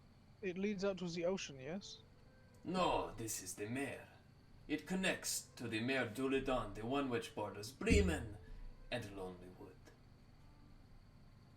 Oh, so I guess you don't do much business with the trading hand, the Twisted Hand Trading Company, do you? He laughs and kind of looks around as the Zentarum guards straighten their back. As a matter of fact, I am an associate with the Twisted Hand. Oh, you don't say. They are a very prominent company coming up, I hear. Yes, it has taken us a long time to reach the Delllands, but now that we are here, business is booming. Oh, well, I wish you all the luck with your business endeavors, mein Freund. Of course. You know, why don't you stay for a while more? There might be some more coin in it for you. And he kind of waves over to Layree. Come here, coin monkey. Give me. He reaches into his pocket and pulls out a violet purse. You see it's fat with the coin it carries, and he drops in a platinum piece. That's now Oh, 2 platinum pieces. You are too generous, mein Freund. I will keep the music going as long as I can. As you continue with the music, Naerth Maxildanarr inevitably leaves, and the half-ogre guard steps back in front of the door to his suite. However, you do know that of the 2 doors on the north wall res, the one in the east hasn't been opened, and the one in the west is the door to Naerth Maxildanarr's study. So you sit there a while, continue to play. Those of you in the 3 flags, that is everyone else, you sit there for a while before that bard stops playing, kind of leers over at you guys. So, what brings you in this time? Looking for work, looking for item I have to buy for an elf somewhere in these cities around. And yes, just trying to find our way in this. It is very cold of a place, very dangerous, so we're just going along. Yeah, especially here. At every place we wanted to go, Targos is on the bottom of the list. Oh no, don't say that, Landon. It's really not so bad once we get used to it. That might be, but I belong back in the Fae. Oh, you are from the same location? Aye, we're all children of the Fae. As a matter of fact, born and bred in the timber woods of Galadrimbar. Yes, I do miss that place already. You're from Galadrimbar? Well, not my family itself, as you can tell by the tone of my skin, but yes, I've been doing some work there. Just, you know, trying to get some guard credentials going and some bit of a career, but I'm here for my family fetching merchant items. Or the accents, the skin color. Are you from Nanador or Evermeet? Nanador, I think, is the one. Well, there Correct. we go. It's a pleasure to meet you. We don't see too many of y'alls on the big island. Yes. Is there any work you guys have for us? Is there any way we can help? Because we will be traveling all around this place. Well, Might as well make friends. As a matter of fact, one of our merchants left not too long ago and hasn't been back since. His name is Mr. Garrett, and, well, we're all looking forward to his safe return. Well, this is wonderful, because we indeed did rescue this man. We have met his husband. So, the hostess Hannah comes from the front of the bar and now comes up next to you guys. So you talked to Keagan? Well, I think we did. My friend escorted him back to his place. They should be resting right now. He was a bit of in a cold situation, that Garrett, but we healed him back as we could and warmed his body. That's and absolutely wonderful. Yes. So, is he coming back anytime soon? We are unsure of that. I think they maybe will be taking some time to themselves after all they've been through. Garrett almost died. I see. Well, in that case, why don't you give him his last paycheck? Well, you can trust me with that. I shall deliver. She hands you a green satchel with a large cornucopia on the front, and the cornucopia has many different fruits and trade goods. the symbol of the children of Fae. And as you go ahead and peer at it a bit longer, you do feel the bag itself begin to grow magically. And as she returns a finger, there you are. That's everything we owed him, and a little bit something else for his trouble. Thank you. I shall visit them later today after a couple drinks. Maybe my friend will be back and will tell us more. But absolutely. this is, Beautiful. If Elrin here hasn't told you already, our specialties this evening are the seaside scalder, the raspberry rum, and of course, silver mint tea. Well, this sounds delicious. Let's have. I think the next drink will be on you because of that great mission we did before you even asked us. Well, as a matter of fact, you still have 2 copper on your tab. What would it be? You know, we even have less lavish drinks like honeydew and quarterleg. As much as my friend Elrond and you, my bard friend, you would like to have, we will be spending some, I think, some time with you guys. Absolutely. What would you care to drink, Mr. And he looks at Erlon for a minute. Water? Genasi?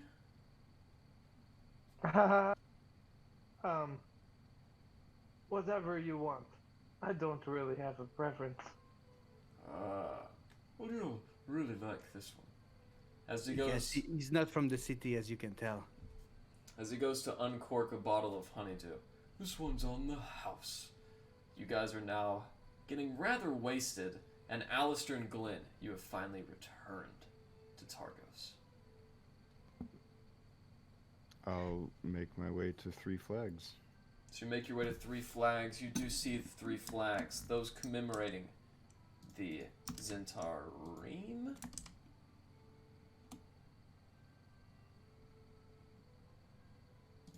The children of the Fae. And of course, Belemi's boys. You make your way inside. Oh, well, hello there. Welcome to the Tree Flags. What kind of color are you having today? Alistair's going to remove his hat and hold it at his chest. I bring news from my friend Garrett. How's that so? You must be friends of the folk at the bar, then. And as she points, you do see Erland, Uralas, and Otaku. I associate with them. I wouldn't call Yes. us first friends, but he... Did you find anything useful in there, Alistair? No. I'm afraid the snow is barren. Oh, that's too bad. Come have a drink. Yes, we're gonna have some food and the drinks are great. Alistair's going to turn back to the owners of this establishment. Garrett wished me to inform you that he is retiring from the business immediately. Well, I'm just glad to hear that the old boy is safe. I leave it to Garrett to get himself caught and scare himself off the business. Oh well, we'll find more legends. Yeah, you know, I imagine that, like, constantly freezing and defrosting will kind of do that to someone. It's heavy. It's a heavy thing to bear. I would know. expect to retire nicely. Aye. Well, come on in. Warm your feet up by the fire. Have another drink. This man, the bar here, is from the Children of the Grey, as you can tell by the color of his hair. Oh, okay. Hey. So, what are we drinking? What are we drinking? Absolutely. Well, 3 flags with 3 different colors, 1 for each of the I'm flags having outside. money foo. It's pretty good. He's having what? Your blue friend over there is currently drinking Silver Mint Shimmer. And we also have raspberry rum, he motions towards Aralas. And of course, the Seaside Scalder. I'll take one of those rums, and I hate to ask, but what has come of Garrett's final paycheck? Who told me I might be keen to ask? He looks at Aralas, who he has given the green bag to. Yes, I gave it to your elven friend at the end of the bar. I see that. Right then. Make that 2 rums. You've got it. But your tab's running out. That'll be 4 copper pieces, please. I believe the friend at the end of the bar's got it. Right, Araras? Yes. Sorry, I was in my spell book for a minute. Thank you ever I'll so take much. I'll take a rum. And what was the something scald? What was that one? Oh, you mean the seaside scalder? Seaside scald. I'll take that. What's that? Absolutely. Well, the seaside scalder is a little bit of dwarvish whiskey, comprised with extract of quarterleg, citrus, and a special ingredient we fish right out of the mare. Say no more. Absolutely. I think we should be staying in this place. Just find some local work and stay here forever. It's not even expensive. As he gives you your seaside scalder, you see it is a frothy pink liquid with a very light irony scent. As you sip on it, as it touches your lips, it's very tangy, but also hearty. Almost like a Mike's Hard Ale, but a very fine, cleaner palate. Orland, he gives you another silver mint shimmer, which he then flicks the glass, and you all watch as the clear liquid reverberates into a nice sunset hue. Oh, it gets me every time. As you sit there for a while longer, the bard begins to play his music, and you all fall deep in your cups again. Rez and Layree. Erlon's just like staring into his glass. He's like, oh my gosh. Yeah. Clanking my 2 glasses together and drinking them like Stone Cold Steve Austin. Slow down. Alistair's working on his blueprints while he sits in a bit of a mournful contemplation. Rez and Layree, as you conclude your business at the Kalishtan Arms, you now know how long the tavern is, sitting there and scoping it out. You know how many guards are posted in the tavern, and you also know the private study of Speaker Maxildanarr is there, and you know where it's stationed at in relation to the other rooms of the tavern. So before we attempt to head out, throughout this whole thing, I've been playing very, upbeat kind of party music, like something you could dance to, something to just liven the energy of the tavern. And then I'm going to, for my last performance of the night, or at this tavern, I'm going to slow it way down and play this long, drawn-out song that has no words, but to anyone who so it's somewhat familiar to Layree, because she's, camped with me, but it's not exactly familiar. It carries the same themes of loss and regret and mourning, but it's also a very joyful and kind of resplendent, kind of hopeful tune. And it goes on for a while before I end it and start packing up the stuff and have Layree go on to collect any coin she can. As the somber melody ends, you now notice the room is filled with guards. 6 mercenaries and 2 of those larger guards with the silver armor look. As the final note of the dulcimer is stricken with your wand, you fold the dulcimer back up and are greeted with a standing ovation. That is so true. Fame, fortune. Encore! Says the half-ogre before taking a barrel, cracking its top and filling his mouth with more of that delicious honey mead. Oh no, I couldn't possibly do. Okay. Oh, but we must. And then I'm gonna bust it open and immediately go into like a really fun party tune again. As soon as you do that, General Scoth steps in. Excuse me, but there is a reason outsiders were not allowed in. I was boisterous and nice last time, but we need to get those ships out of the mare if we're going to compete with the rest of the trading companies. Right away, Scoth! As they leave, a couple more of the guards kind of linger to hear the rest of the song, and Scoth comes over. No, your fun. Make your leave. Yes, we will. Okay, Larry, you gather around any last tips you can while I pack up my instruments, okay? Layree, in addition to the 2 platinum coins and the 1 copper coin, you were dealt 5 more copper coins, 2 silver coins, and 6 gold coins from your generous audience.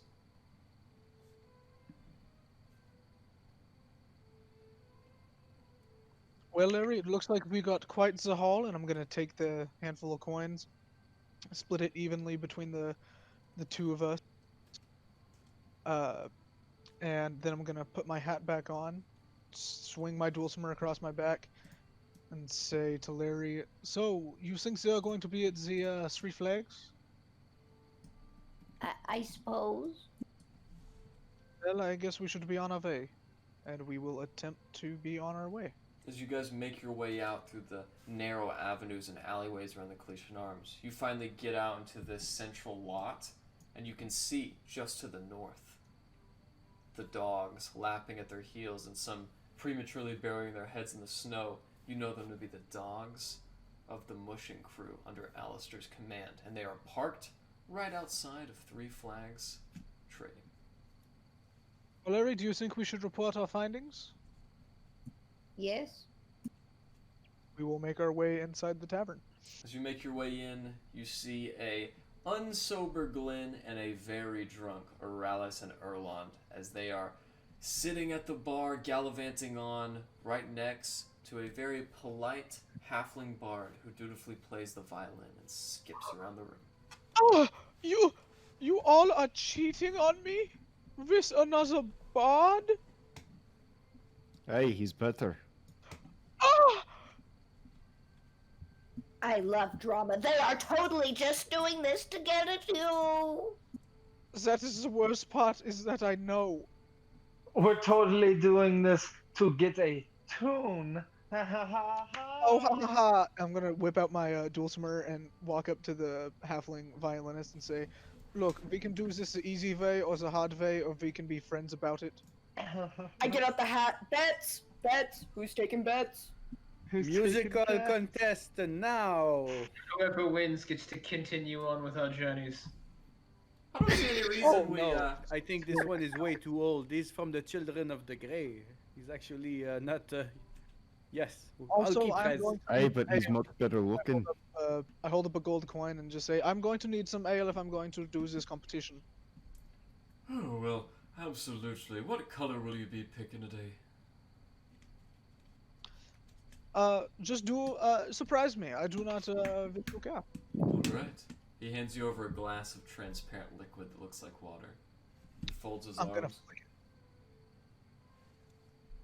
Well, someone is not so new as they appear, and as you do flick at the sunrise appears, the orange light floats to the top, and you see a very frothy and delightful drink.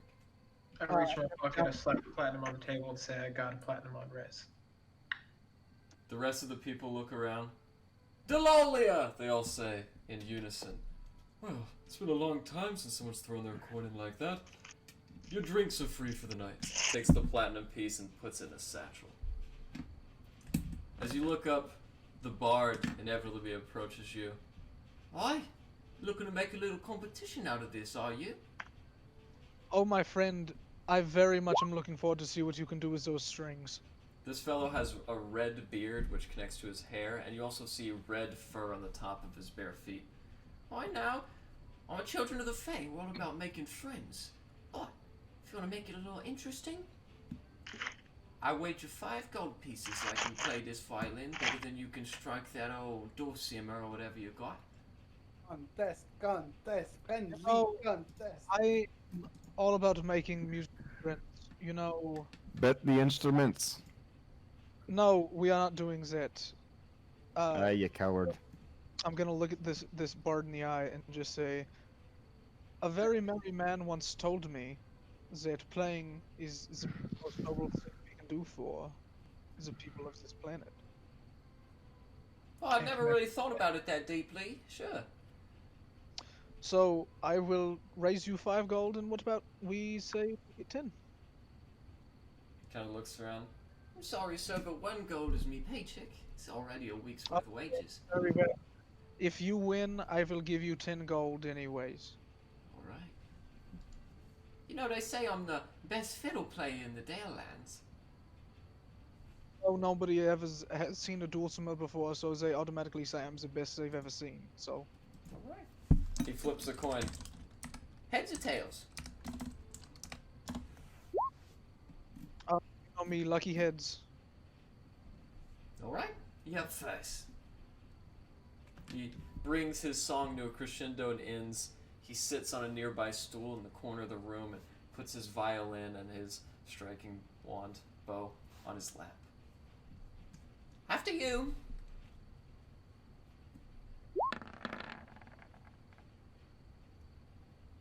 Erlen kind of looks around while cleaning the glasses that have already been drank. Oh, not bad. You might have a little competition there, Landon. Oh, yeah, you're pretty good. Oh, you know, just self-trained and everything. It's no big deal. Ahem. You see Landon kind of flex a little bit, writhing his toes in the ground. They lock in place. Puts his violin formally against his head, and then begins playing a very fast, very repetitious song which flows back and forth.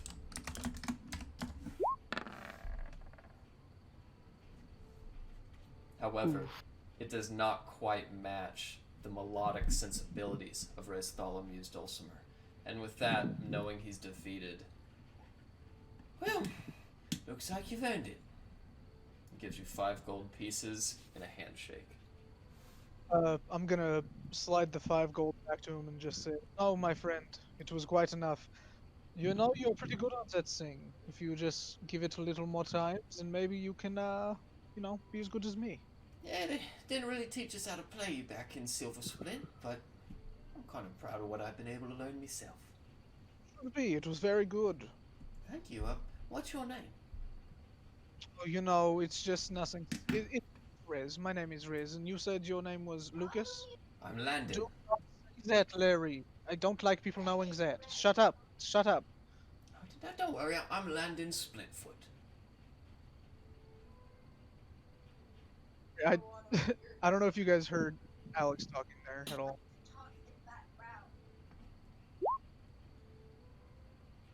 So you guys sit there completing your drinks. Rez and Layree, you inevitably come to the table with knowledge that the rest of the players are withheld from you. Yeah, so I'm gonna sit down and tell them all about the layout of the Calestian arms, everything I saw there, everything down, how they talked about needing to clear the boats out and how they, you know, quote unquote, kicked me out. I phrased it as leaving because of creative differences. Okay. So with that, you guys do know the building, the main room, the main pubry that they were in is about 30 feet by 15 feet. Sorry, it's about 30 feet by 25 feet in length. Behind that main hall, Rez was also able to see 2 doors. One door, which Skoth was using quite oftenly, and Speaker Naerth Maxildanarr returned to, and then another hallway, which is dimly lit, that Rez was not able to make out.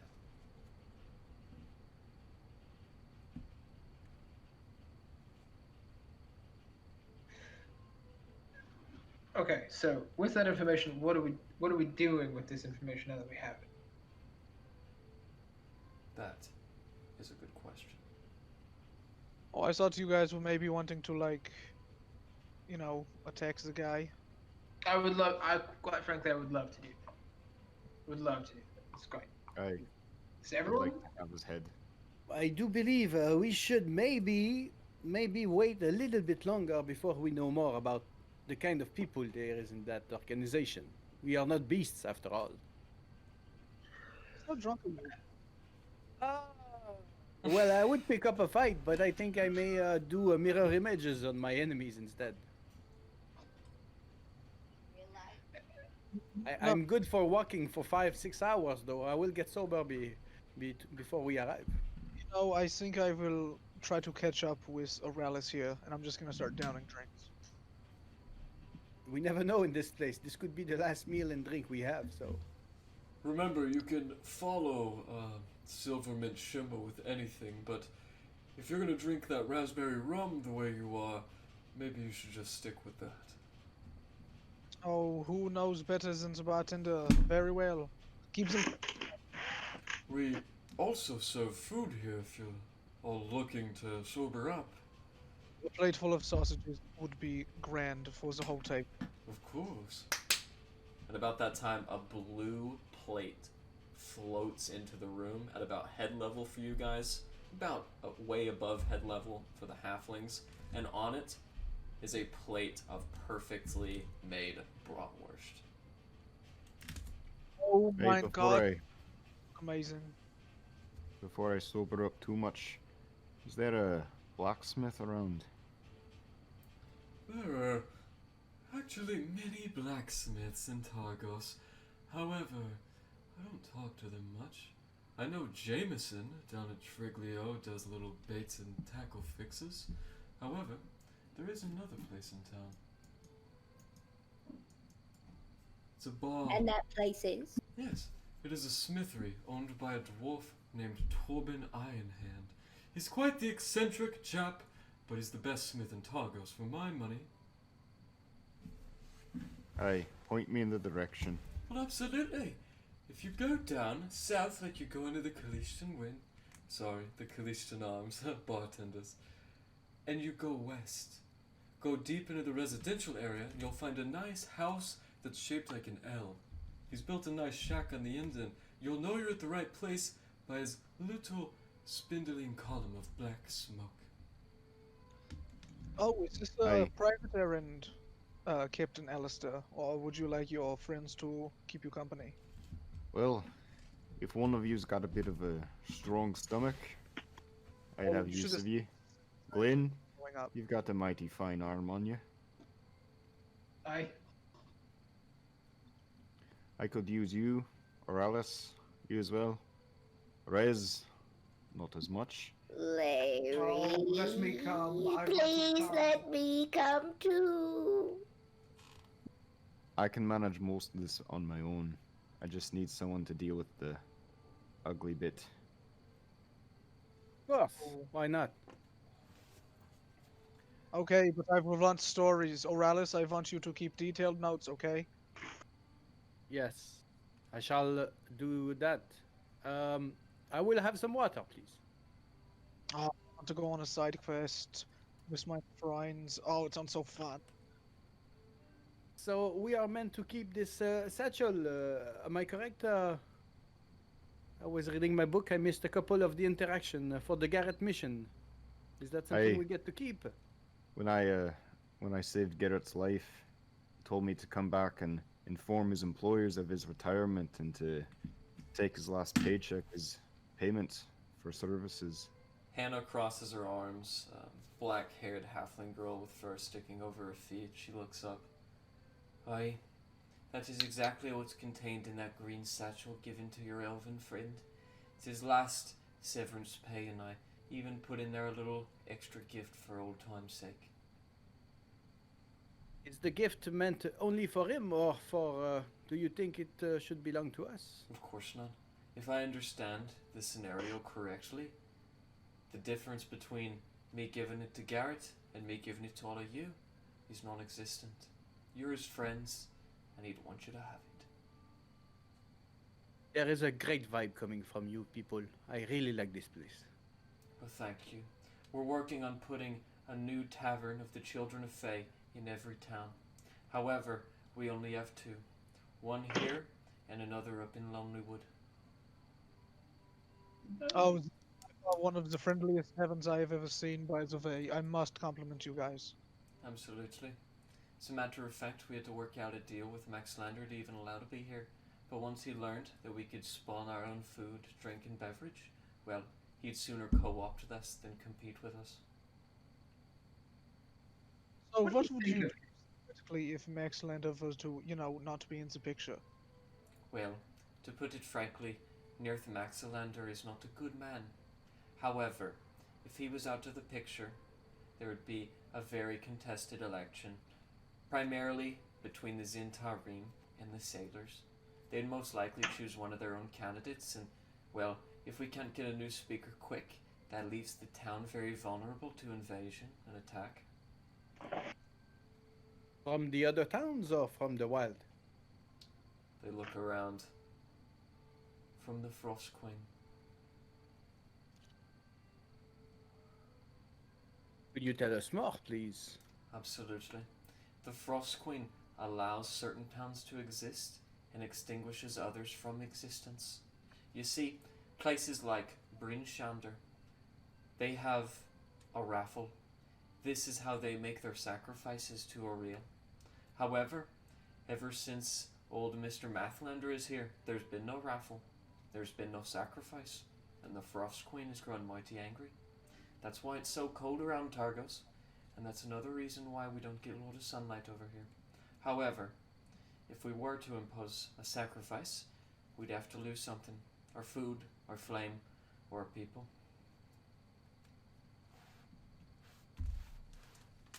And where can we find this queen?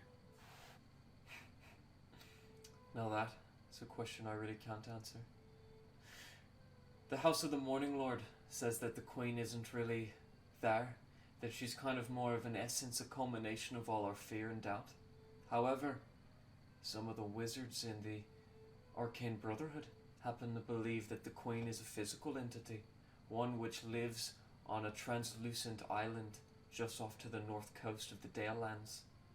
They're actually looking for a band of adventurers to destroy her now, but those are just rumors. And those wizards are located in what town mostly? No one knows. They're quite a secretive bunch. I see. There is a lot happening in such a cold, lonely, small place in the north. Aye, you could say that again. May I ask of you if you've ever come across some elf aside us, a traveler or? Well, absolutely. We encountered many a elf when we left for Mithraloon. Yes, but I mean in the 10 towns. I've never left Targos myself. We do every so often encounter a half-elven practitioner. However, I can't say that any elven chap I've seen in the past few weeks have really struck a chord. That is okay, thank you. Just curious. Of course. Most people don't have this kind of knowledge, but as children of the Fate types are rather a bit worldly, if you don't mind me saying. Right. Now then, If I may ask, what is in the bag as I peek in? well, there's his spell scrolls. That's usually the form of payment we give him. We are not used to alchemy, so we make our own scrolls and give them to him. He can then sell them for gold. And then I've also given him a little special surprise. As you look in, you spot 2 scrolls. Written in a bizarre language, they are spell scrolls, and there's also a glass jar containing small frosted branches of fibrous material. It is another jar of shimmerweed. Aye, Just Aurelius. branches. Yes. What say you and me split those scrolls? Well, they seem to be in a bizarre language, but I could try to comprehend them. Maybe as we take a longer rest and I see the text more aligned, I would say. We You'll could get be time to- studying those. You can rest plenty while I finish on my project before I need you. Absolutely. And as a matter of fact, fellas, you'd best be getting to Torben's before too long. He closes at sunset. Right, thank you. I'm gonna down the rest of my rum and set off. Thank you. Stay safe. Well, he is. So we are meant to come with you? Hey, Aurelius, you can come with me. I only Finish need the one of water. you. Finish the water glass and I'll go.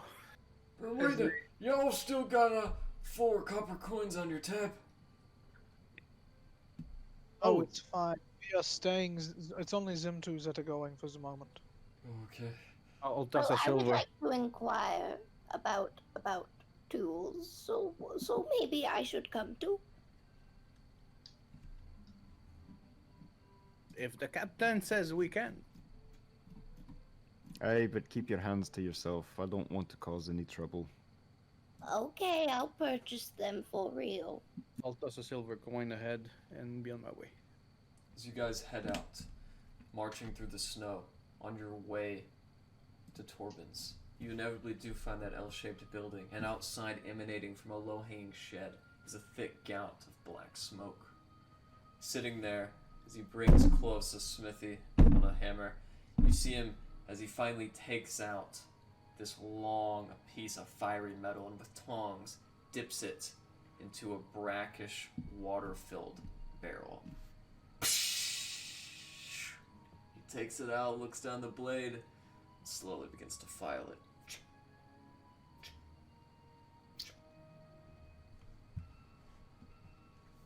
Ahoy there.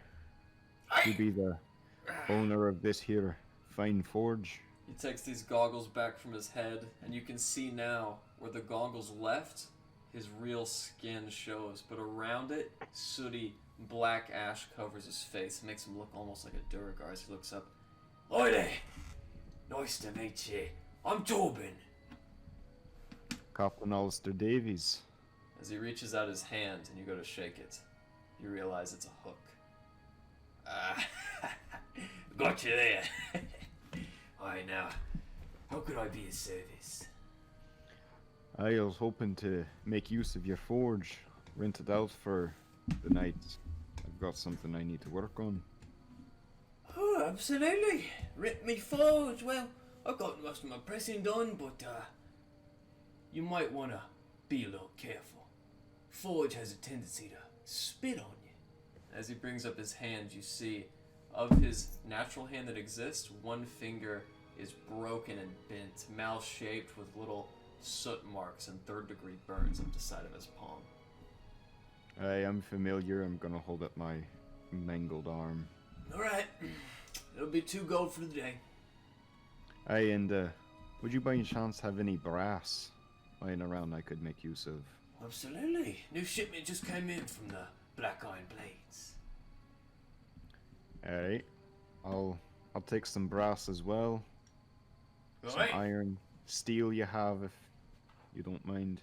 1 brass bar, 1 steel bar, and an iron bar for you. That'll be 100 gold in total. Aye, here's a platinum. 1 platinum piece. Yeah. Do you want a full brass bar, full iron bar, and a, what was he said, steel? Indeed. Are you sure you don't want to just work with some scrap iron? Is this more of a haggling point? Well, it's just 100 gold for the 3 bars in total, and you've just given me 1 platinum.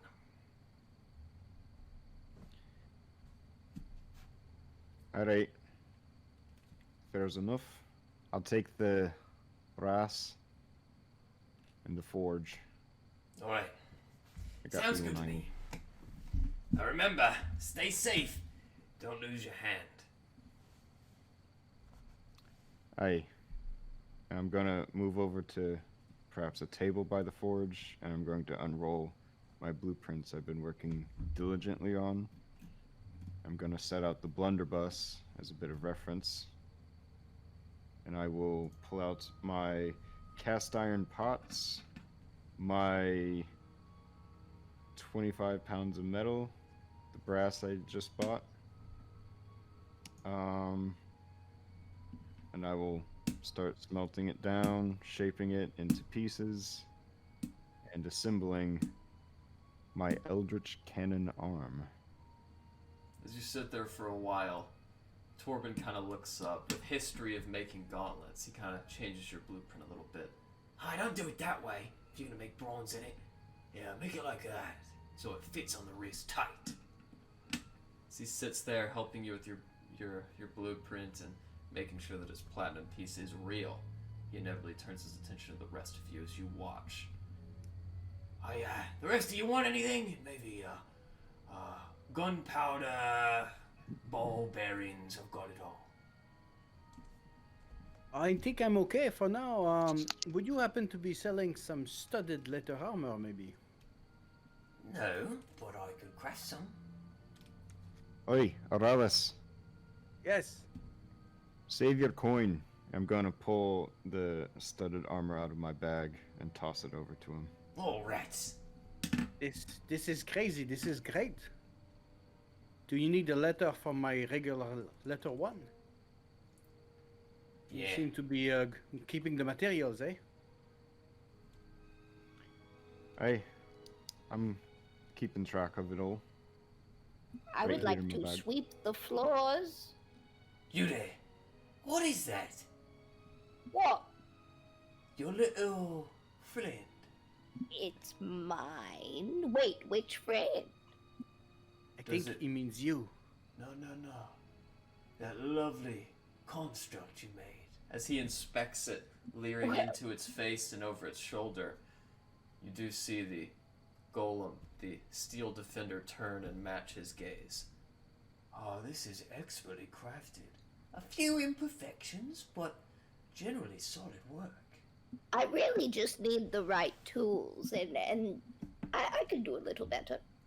Yeah, I could give you a discount on those tools if you maybe tell me how you made it. I suppose, but a magician never reveals their secrets. Of course not. I'll tell you what. I'll give you 500 gold for him right now. Not for sale, I'm sorry. 'Tis mine. Fine. So, just the tools then. Yes, sir. Very sorry. Alright. Carpenter's tools, blacksmith's tools, thieves' tools. I really just need the blacksmithing tools at the moment. I see. Well then, if that's the only What- way I can help you. If I may ask, maybe unless you need it, Alistar, my leather armor, maybe it is worth, I would say, maybe 5-6 gold pieces. Could that be something you would like to be keeping, my friend, to give her a credit on the tools she needs? Here, take what you need. I'm gonna pull out the 3 leather armors. Alright. That'll be 20 gold pieces. I think with 4 leather armors, that settles it perfectly, eh? If they're worth half their fair share price or something, 5, 4. He looks at the leather armors. Oh, these have been used. Well, if you leave them outside for a day, it's the stink is gonna go away. I'm gonna have to clean these, re-cure them, and then put them on display. I'd say, give me 10 gold and the leathers, and you can have the smith's tools for free. I will pay my friend Larry. You will? Yes. Here's 10 gold, Warms me heart. and I'm a happy camper on my side. I'll start putting on the studded leather, giving him my old one. As he pulls this wrought iron toolbox from under the shed and plops it in front of you, Layree, you see a blacksmith's hammer, tongs, a file, and everything else you'd need. A crucible, small forging implements to make your own blacksmith's devices. Oh, thank you. Thank Pleasure you. doing business with you. Excuse me, Mr. Human. You're almost done with me forge. Hey, that's Captain. Captain, eh? Won't you work with Maxildanarr? I think you're all up to date. I'm no associate of his. Aye, then maybe I should give you a discount. Hey, not too keen on Maxildanarr, are you? No. As a matter of fact, he ran off most of me best business. Gets all his swords by trade. Has no need of a townsmith. Right, well, I may trust you can keep this between you and me, but I'm quite keen on collecting his head. Is that so? He looks around. Well, then maybe you can collect something else for me while you're there. Aye? Something I've always had my eye on. There's 2 masterwork. There's 2 masterwork muskets that hang over the entryway to the Kalishtan Arms. If you bring me back those muskets, I could melt them down for something worth, at least 100 gold and flat resources. Hey. Suppose we might just have a deal. Hey, suppose we do. He leans out his hook. Oh, sorry. Okay. I'll shake his hand and then go back to hammering out the pieces and parts and assembling my new arm.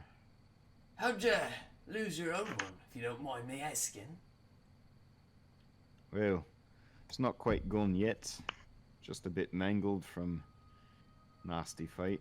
I'd say so. Lost more than me arm that day. It's not more exciting than me. Forge spit on me.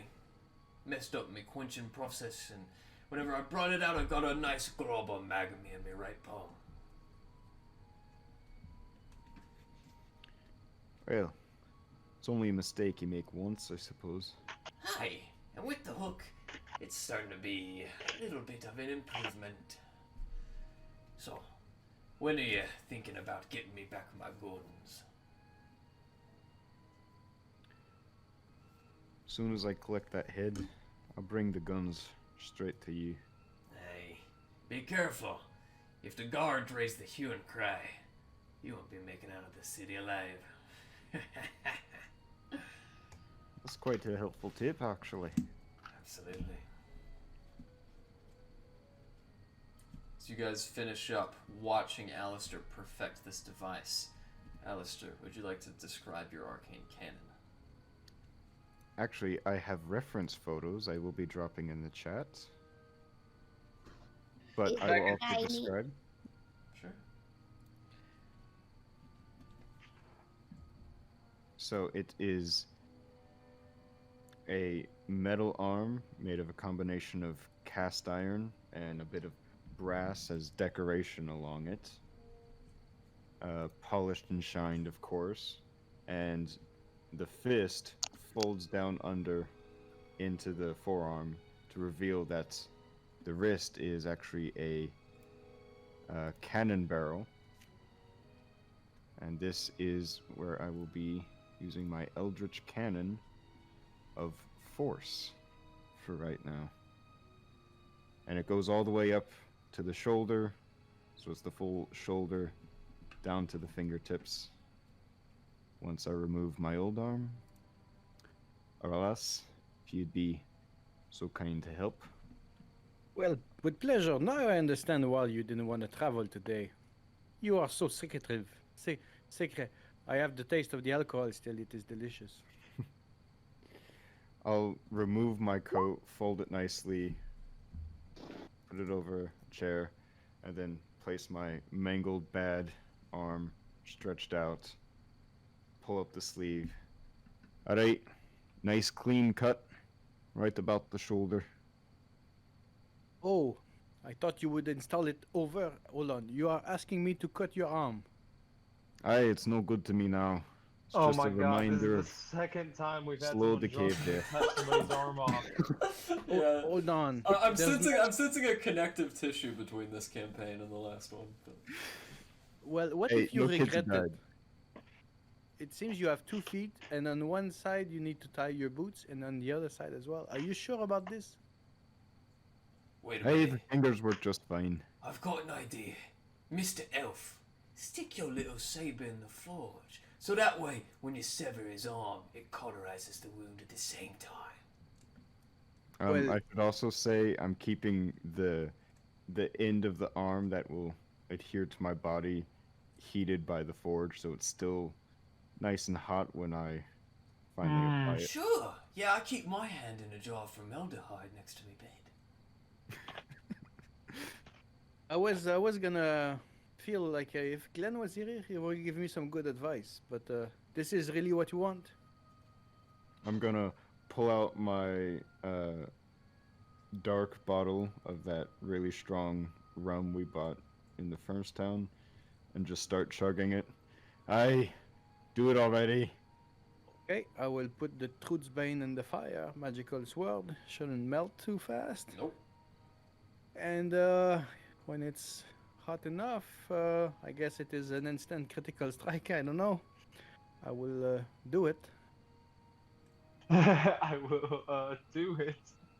It's okay. We have a bag in which we can put some stuff that stays frozen for a while. So if you ever need to tie your shoes, Inside is a human head and a human arm. This is starting great. We've had this bag for 6 hours and it's already filled with body parts. Okay, so as you bring the sword down, it cuts through his arm like butter. As you grit, even intoxicated, you can't withhold the strength, as it does do 2 points of piercing damage. And your Alright, arm friend. flops off of your body. Ah. What a tough bastard! Yeah, that fucking hurts. I'm gonna immediately grab the new arm, just slam it on the shoulder, searing into the flesh. With a quick ooh. I'm gonna put my magic on it and have it come to life as I wheel it around, getting the hang of it. You are one Moving my tough fingers. bastard. maybe one day you can get your design improved and we get the arm back and then the cannon on top. Takes a really Aye. messed up psyche to cut your arm off only to replace it with a bomb, but who knows? Back at the tavern, I'm looking to Erland and Raz and going like, you know, it's really fucked up. I came in here with a brand new coat and no one has acknowledged it once. This is interesting. You know, sorry, I've been drinking and I felt like we were going to be trapped in the Calatian arms because, get this, Maxlander himself came up to us and said, you should stay a while. And I was thinking in my head, oh my gosh, if I try to leave, he's going to keep me here, I'm going to get arrested. Do you know how scary that was? Oh goodness. By the way, I love your bear coat. It looks... Do you know how scary it is to think your friends don't care about you and your new coat? Your coat is beautiful, Glenn. Alright, blacksmith. Is it shiny at all? Where's the head of the bear on this belt? So it's not even a coat as much as a bear's skin that is swaddled around him, crossed over like you would a towel, and the head hangs over his left shoulder like a epaulette. So you mean to tell me it is not shiny? I am sorry that You're not here. Larry's I'm squinting not all the there. way back. Fuck it. I will have some choice words when I see him. Alright, Mr. Okay, Blacksmith. My you friend have- Blacksmith, I'm gonna need some piece of cloth to bring the arm back to my friends. Hold on just a second. Otaku was gonna say something. Sorry. Alright, do you happen to sell any type of magnets?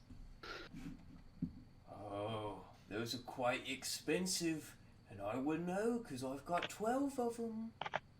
Oh? What's your price of one of them? Well, what kind of magnet you want? Like a yay big or like a big old kind of thing? Maybe the big ol' U-shapey. Big one. Big one will run you 120 gold pieces. 120 gold? Or Okay. you could trade it back with those guns your friend's bringing me. Give me a moment. What do you think, Star? Are we gonna bring the Well- gun back? Or are you I'm gonna gonna- keep them? I'm going to pull him over off to the side. I suppose we could give him one gun. One? You sure? I'll go ask him. I'd be keen to keep one. Yeah, it's understandable. You're a firearm collector, I can tell. I'm gonna pat the blunderbuss that I'm now strapping back to my back, and get a little polish on my new cannon arm. That was a good pun there. Firearm. Oh, fuck me. God damn it. Oh, you have no idea. You have no idea. Wait till I get a bonus action. Alright. I walk back to the blacksmith. Okay, we're bringing a mastiff back to you. Very good. But if you're looking for someone on the cheaper end, I could give you one of the smaller magnets for 50 gold. Are they strong enough to collect massive ball bearer? Yeah, but the magnet's real tiny. You're gonna have to do a lot of arm work. And it's only got 2 polarized ends. The big magnet, it's got 4 of them. Yeah, I'll come back with a mastiff. That's what I thought. You'll have a good time now and tell Scoth I said hello. And you got any ammunition for sale? I just might. It's pretty rare though. Suppose rare equals expensive. Rare equals 5 gold a shot. 5 gold a shot? Hey. Say, you think you could trade out maybe a sickle for a javelin? Fuck it, everybody's at the smith. You know what? That's a good trade. Can I see what sickle you got? I'm gonna pull out one of my sickles. As a matter of fact, I've been trying to get these javelins out of my pocket for a long time. You give me 2 sickles and I'll give you 1 javelin. Right, here's my offer. And then I'll do that. Alright. He takes the sickles inside, and when he returns, he has a swathed piece of parchment. As he unwraps it, he hands you a long javelin. Alright, 4 swords, 3 crossbows. Is that a trade, or is that what you're looking to sell? I want ammunition, gunpowder, ball bearings. That's a lot. 5 gold a bullet. However, I'll be able to give you a keg of blasting powder in exchange for all those weapons. Sounds like a good deal. Alright. He wheels out a gallon keg filled with black powder. That's the good stuff. Made by dwarven smiths down in Mithril Hall. When dwarves could still go to Mithril Hall, that is. I'm gonna start shoving it into the bag of holding. Alright. Make sure you don't get that wet. Magical bag of knot. It'll ruin the black powder.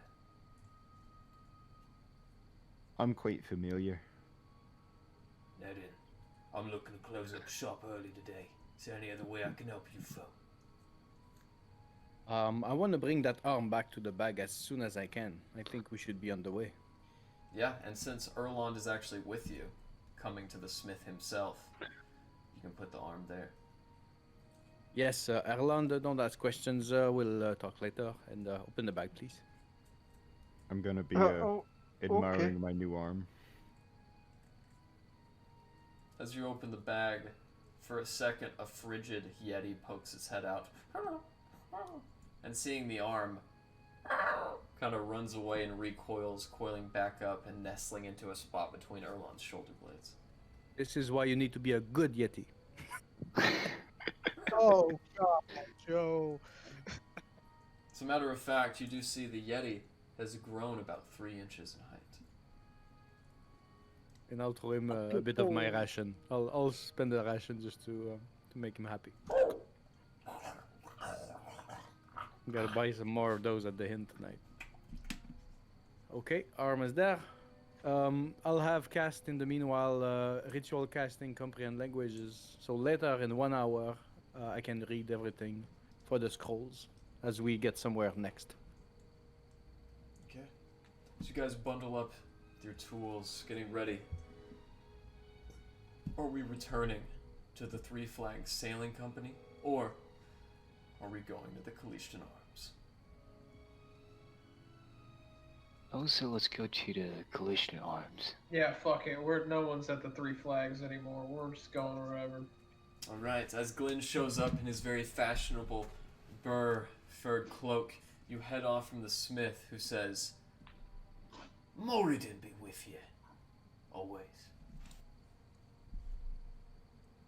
And as you all group back together, what would you like to do as Glenn returns to the party? I would like to find Rez. Rez is there too? Lost in the music. Oh, yes, sorry, I was tuning my dulcimer. What do you need? Come with? Question mark. Oh, yes, okay, yeah, we're doing this now. Okay, yes. Quickly packs up my dulcimer and throws it on my back. Okay, yes, let's go. Thank you so much, Larry. As you now have rallied Rez, you all combine and find one another right upon this street. Right outside of the Cleachton Arms is where you guys are. Oh, sorry. Bada boom, bada bing. Right here. Excellent. So what are we doing in here, fellas? I know you guys had a bit of a bad experience. Are we... Yeah, what is the game plan? What are we doing? Bit of rebel rousing? Well, before we do anything, I think we need to be prepared. We can't let them sound the alarm, otherwise we'll be well and truly screwed. Okay, so what about this? We bribe all of the guards up to Maxildanarr's room. We go in there, and we take him out quietly, and then we leave, and we set it up to make it look like, oh, what? He killed himself? Oh no. Hey, you got the coin to bribe them? Yeah, I don't reckon we've got that. We've got that amount of purchasing power. I've got a bit The of. most powerful man here. I think I've got 110 gold-ish to my name. I think Max Lander's got plenty more than 110 gold. I suspect. I have 15. Isn't that something? I don't think any of us all together have enough gold to outbid Max Lander. Amazing. He doesn't even use the blacksmith because he's got everything from being rich and all. So, I'm willing to throw in a set of fine clothes. What Is if that we make a boom boom out of something we can find? We've got two people who are good at making things, and then we give it to him like, hey, look at this vine, and then he goes, takes it to his room, and when he taps the keg, boom! Oh no, he exploded. he cannot be that stupid, you know. As you guys make up a plan, I'll start working on the scrolls at the end. Okay. Yeah, and you did roll pretty high with your detect languages. You do know that the language these scrolls are written in is Druidic. Alright, everyone, gather round. Who needs a new weapon? If you offer, I'll take one. Rapier as it is. Alright, I got a mole. Anyone have use of a mole? Anything special about it, or is it just like a regular mole? I got a morning star and I got a mole. I think I'll stick with my sword. Thank you for asking that. Fair enough. Maybe just Larry ask- would. O-L. Let me just ask really quick, because it'll be more convenient this way. Who is not drunk? I guess me, I'm because not. Is it I in the just game or in had real my life? rum and ran. In the game, I'm not going to throw penalties at you. I just want to know for flavor who is intoxicated at the moment. Well, I guess I'd be Larry back. is not. I'd be back to normal, I guess. Cutting Glenn, off my arm was very sobering. Glenn was Yeah, on I don't his know how way, long we but were he at the didn't get blacksmithing there. place, but Erlon didn't drink there. Rez tried to catch up to Oralis and got most of the way there, so he's fairly tipsy. Okay. So, Lads, what if we send our sneaky friend over here to get the horn so they can't blow the alarm in the first place instead of trying to outprice the most powerful man in the whole city? Oh, I like the sound of that. That is a good one. Are you talking about me, Sneaky, or my imaginary friend, Sneaky? I guess it'll be me. Aye, the Dragonborn who's his own person. You slaver. befriender. I am not the best at stealth, but I'm not the worst at all. So, but I think maybe just one person is best. Otaku, I have a question. How much agency do you have in the entering and exiting of this stone that you seem to be linked to? Too many questions. Plenty, How- I think. Did you get to decide when you go in and out? Yeah. Depends on how stealthy I can be. Okay. Let's just say we found out which room Naerth Maxildanarr was in. Could we just hurl this stone in there? Let Otaku just burst on out, ice the dude, and then leave. So you're saying you're throwing me inside a window and I'm gonna cut him in the throat Rocket, and you come are out? inside. For someone that is I- very early, you are a crooked person. I have a suggestion. I don't like the guy. I'm sorry. Instead of throwing it in, perhaps I could just blast it into his chest. But then you'd have to touch it. I can sling it up there. Catapult. I think what Alistair means is shooting him with the rock, and then boom, out comes Otaku, and then boom goes Max's body because boom. Wearing Maxlander, much how I am wearing my very new and cool coat.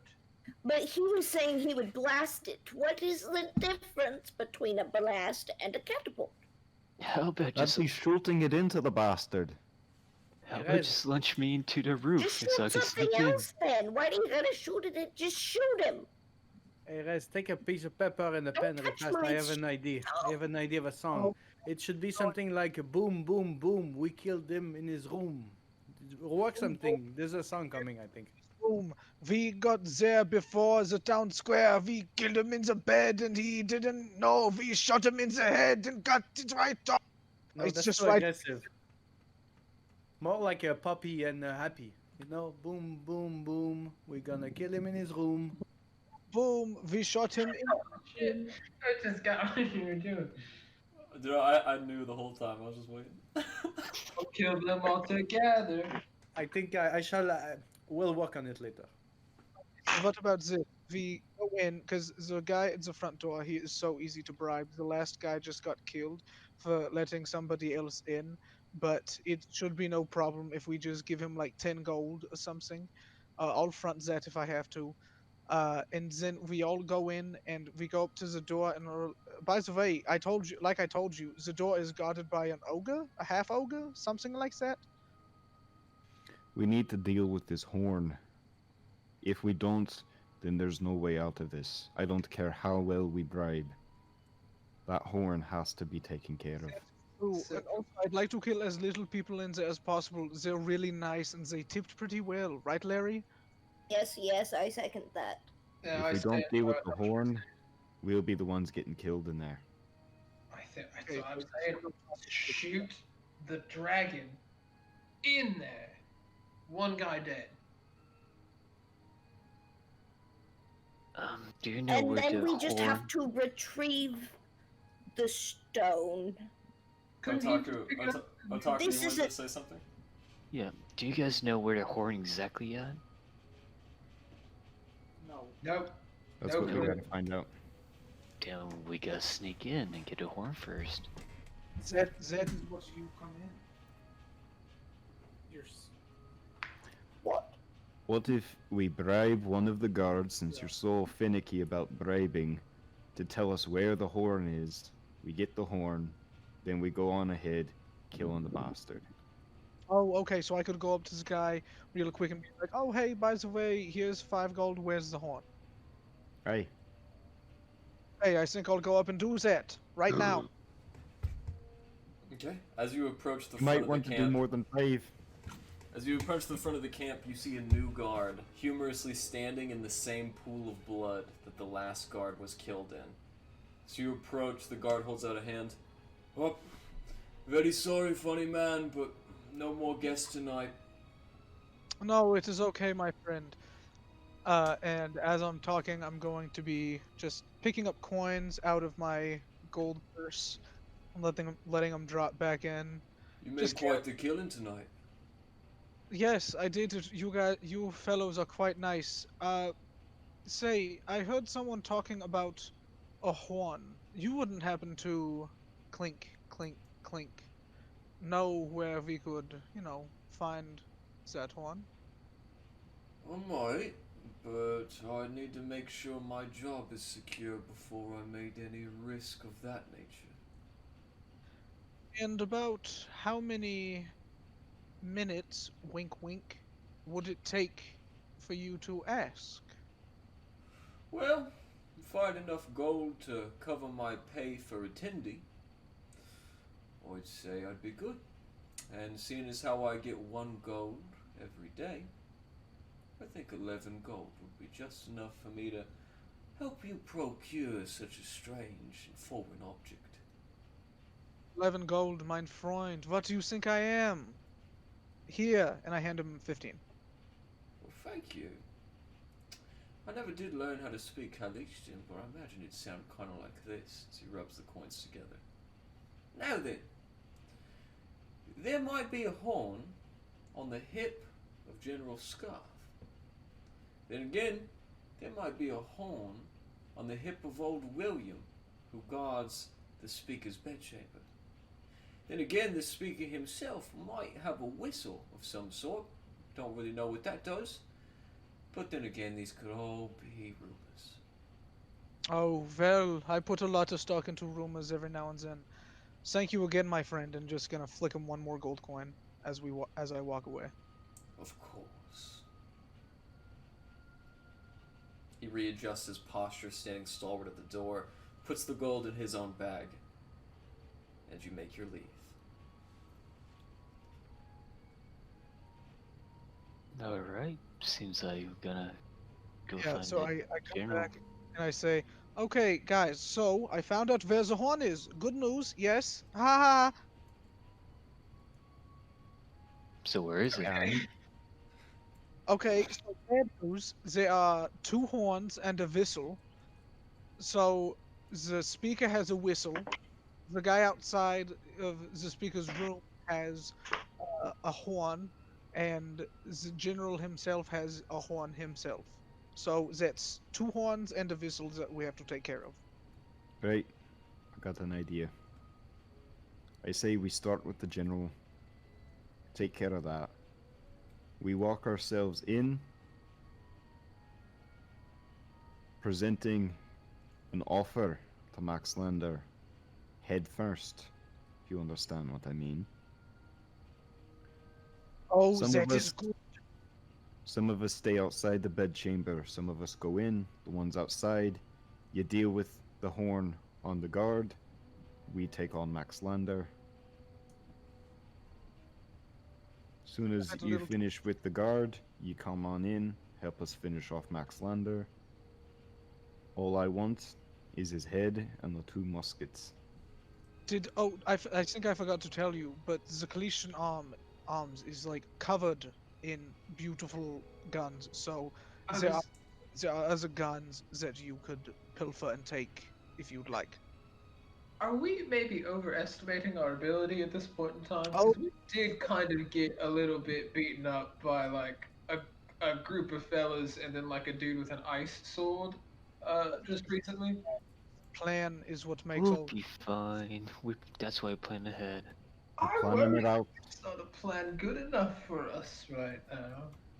I think we could get through it. Here's the thing. I think we could. I think we would ruin our lives here forever. We'd never be able to come back, and shit would just be fucked. I think we'd create a wicked power vacuum in which Naerth Maxildanarr then gets to be like this martyr, and then these fellas just get to run right. Hey, but we have someone to step in. Hey, Blimmy. yes, that is true, and we are giving these people the freedom to choose a new and good leader. Glenn, think of Blimmy. I guess he could. Is this place operated by elections? They said something about. Did they say something about an election, or is this just kind of like do people just hop in? Yes, they said that the election would essentially come down to the Zenturanians and the sailors, and that they would each both send an elective, and it will come down to both of them. And he's Okay. going to be fighting. Do you think we could we do this and then like covertly campaign for Lemmy? Blimmy. Do a shadow Lemmy? campaign. I could do little propaganda songs in taverns. Oh, I love this idea.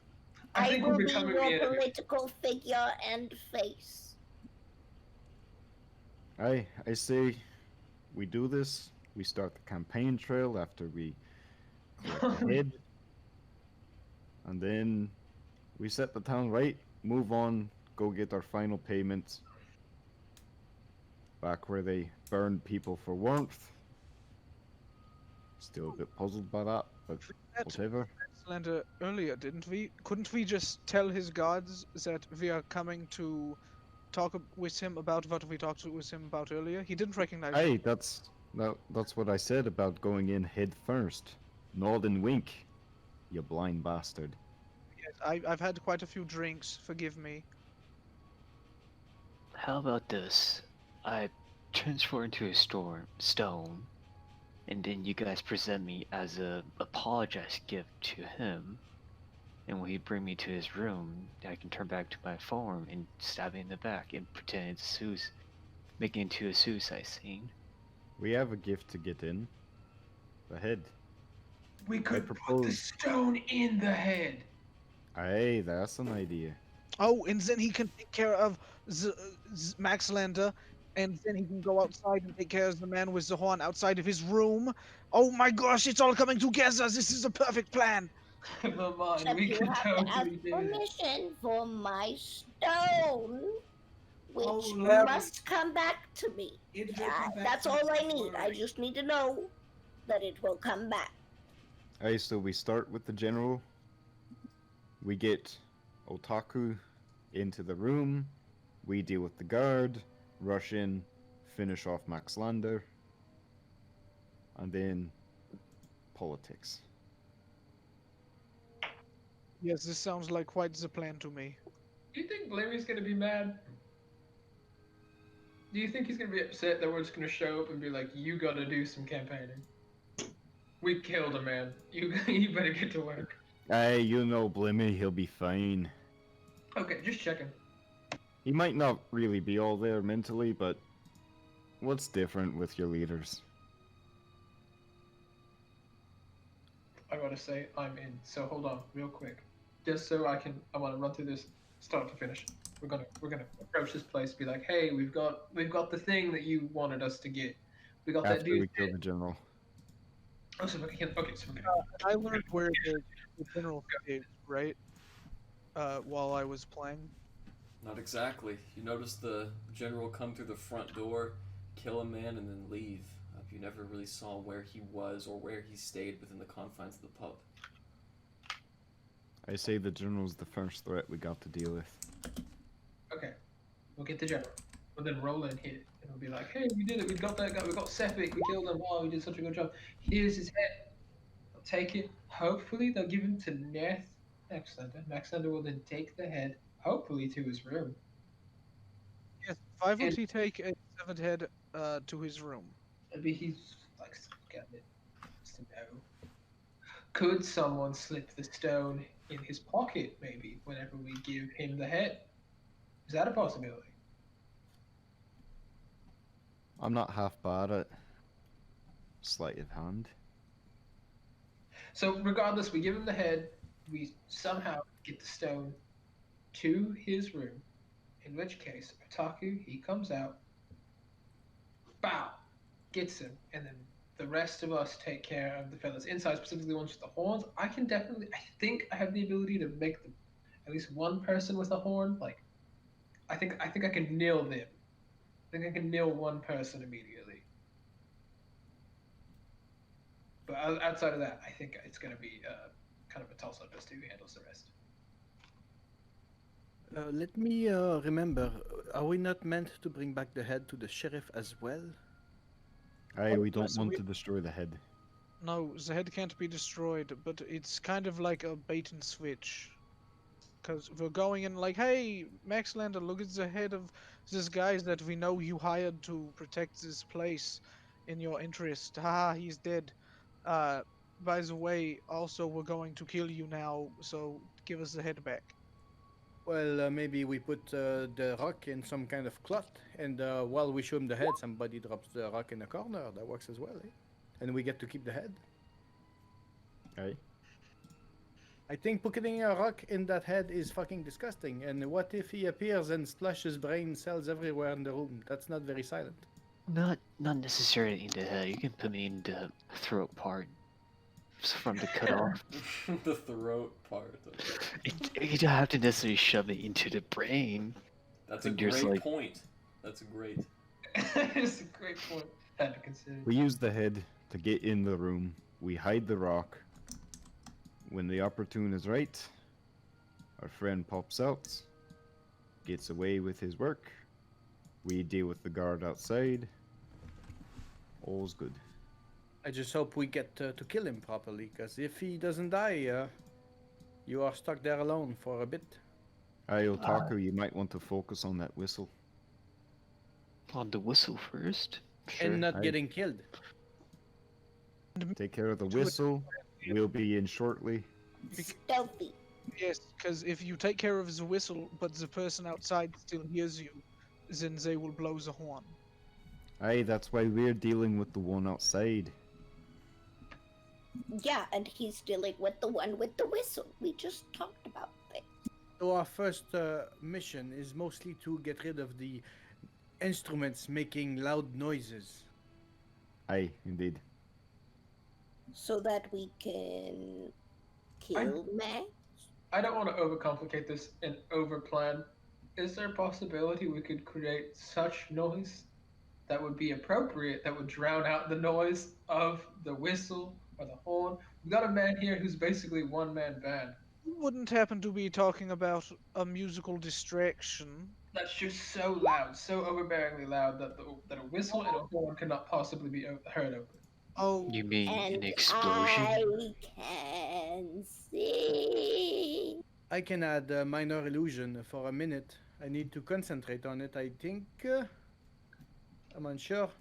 But I could make screaming noises of people drunk and happy. So that is not... maybe it will cover the whistle, give somebody a disadvantage of some sort. I don't know. Like I said, I don't want to overcomplicate. It sounded like we had a plan, and I feel bad for throwing another wrench in that, but I don't know. Maybe. Okay. So, if the planning phase is over, you guys accumulate your senses and go down to the Kaltro Arms. It is now dead and night. Few torches illuminate the area, and the light from a very bright lighthouse is now illuminated right next to the Kaltro Arms. So you guys get ready and walk up close now to the building. You guys should be able to see this page. Now, Glenn, your token is already there. However, the rest of you, feel free to put your tokens within this space. I'll drag you here. I silently will let Ollie fly away and get a bit of his sight as I can. As the My guard screen is stands just there, black right now. Drag your token here, you Yeah. will see. Yeah, sorry. Drag your token right about here, buddy.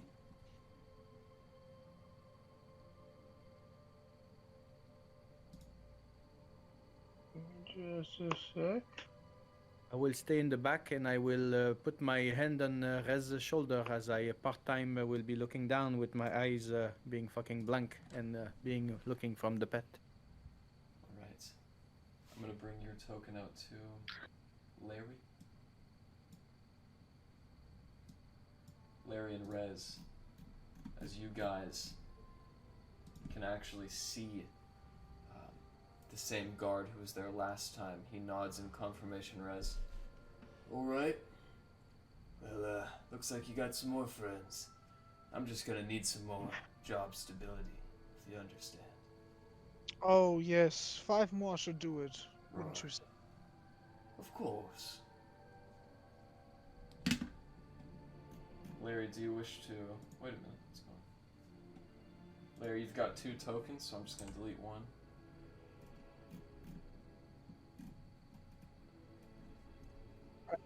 I'm gonna make my way in.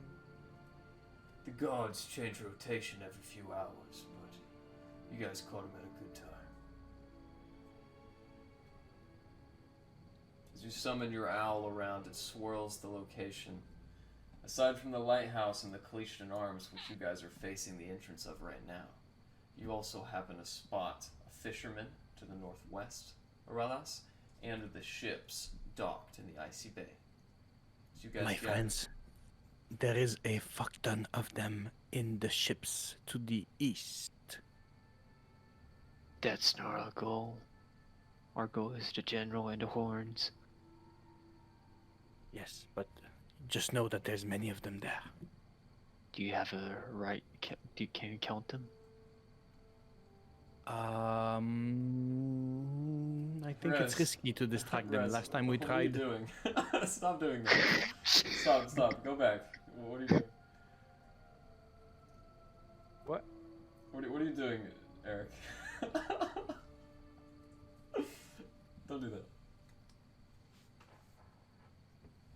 Yes, shipyard, very risky. So if we're here and it gets crazy, they have forces there, just so we know. Okay. Alright, I'm going to turn to the stone and give me the hint once we're in the room.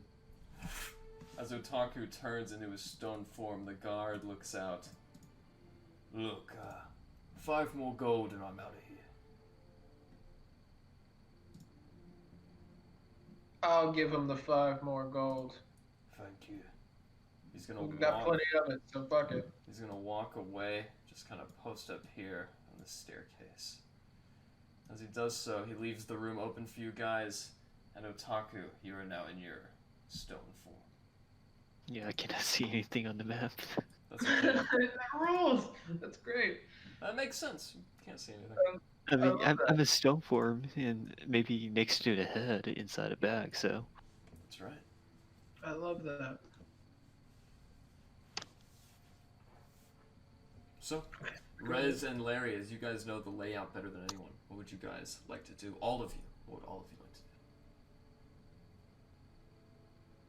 I would like to walk in behind Rez and Larry, as I imagine that they've got some amount of like rapport with the people inside. So Feel free Yeah, to I'll walk walk in. around if you'd like to. Yeah, Rez is just gonna walk in and wait for his party and gesture towards the back corner of the room where those guards were to Max Lander's office or whatever, and gesture to and go to Alistair and just say, "That is where we are needing to go. By the way, I figure you could take the lead on the whole. I figured you could take ahead of the situation. Ah ha ha ha ha." Layree, as you get to that point, the half-ogre looks at you. Aye. No further, little one. Speaker's sleeping. I'm gonna come up behind Larry. Aye, and we have some business the speaker would be very keen on. So, what business might that be? Head collecting. He sent us out for one. Came back with it. Lord Scuff, got some fellas out here want to talk to Max Lander. About that time, Scoth does oblige his half-ogre guard and steps out into the room with the rest of you. Oh yes, if you finally returned to make true on my master's offer. Aye, we have. Well, then come inside, all of you. We have much to discuss. As he says this, he can only see 5 of you.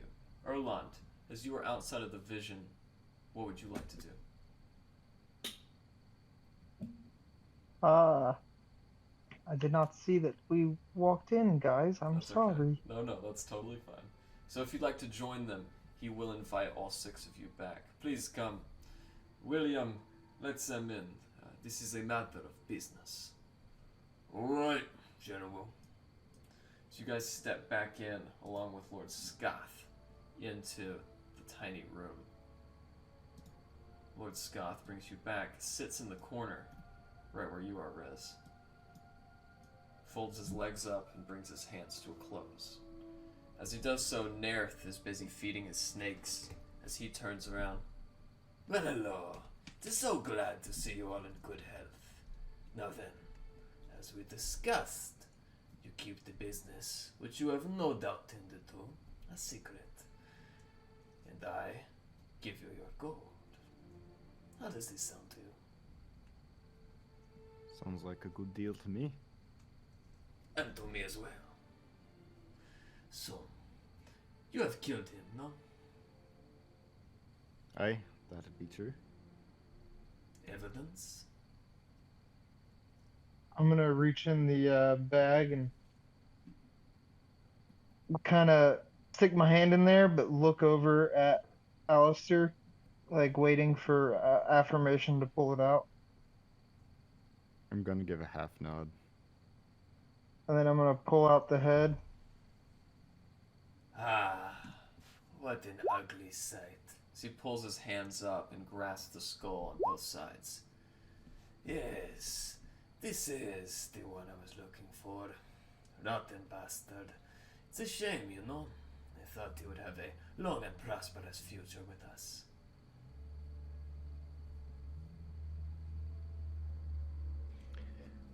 Well, we held up our end. What about the gold? Scath, if you'll please go fetch the gold, we will have a very arranged business opportunity on our hands. Just real quick, If you would insist. can I make a perception check to see if I can see the whistle, and also anyone with a horn in like our immediate vicinity? I'm just gonna tell you, you spotted Scoth with a horn. Scott's got a horn. Okay. William down here, labeled as Thug, also has a horn, but you do Okay. not see the whistle. Okay. As Naerth Maxildanarr closes the cage to his flying snakes, and Scoth returns to the bedchamber to fetch the gold. What would you guys like to do? I'm going to look around for Otaku. Is he currently a rock or is he a person? He's currently a rock. Alright. I'm going to give a wink to Rez. And is someone carrying the rock? Okay, wait. Sorry, what's going on? Is someone carrying Otaku? No, I believe he just turned into, unless specified otherwise, I think Layree is, right? Yes. Alright, I'm going to give a wink to Rez to maybe incite a show, a distracting show, and then give a bit of a low held hand kind of finger gesture towards Layree to just toss the rock in a corner. You know, It's time, good friend. for a song I sing, a song of celebration of friendship, and I dum dum dum dum dum dum dum dum dum dum. Please, I'm looking to go to bed soon. Do not wish. Stop it! Turn it off now! Stop! Dum dum dum dum dum dum dum dum dum. Fucking kill him now. Do we just start going? Do we just do No, that? no. Alright, Rez, that's enough. Oh, okay, fine. Please, you are very good and talented. I am just looking to go to sleep soon. We don't want to keep you from your rest. You're an important man. You need all the strength you have. I'm glad you understand. At about that time, Scoth does return with the gold. As he does so, Alright, that will be 15 for you, 15 for you, 15 for you. he gives you each 15 gold, except for Otaku, who is currently in the stone form.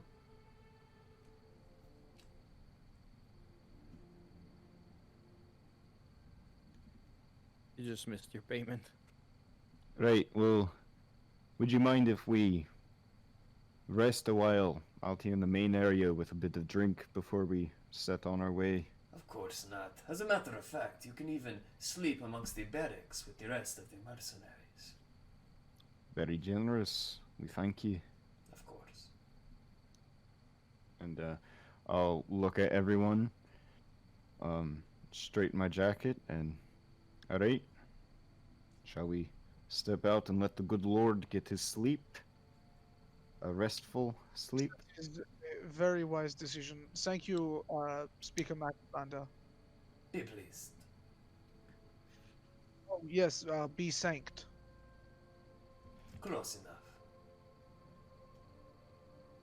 As this occurs, and you all make your way to your rooms, Layree, what do you do with the rock? Toss it. Toss it.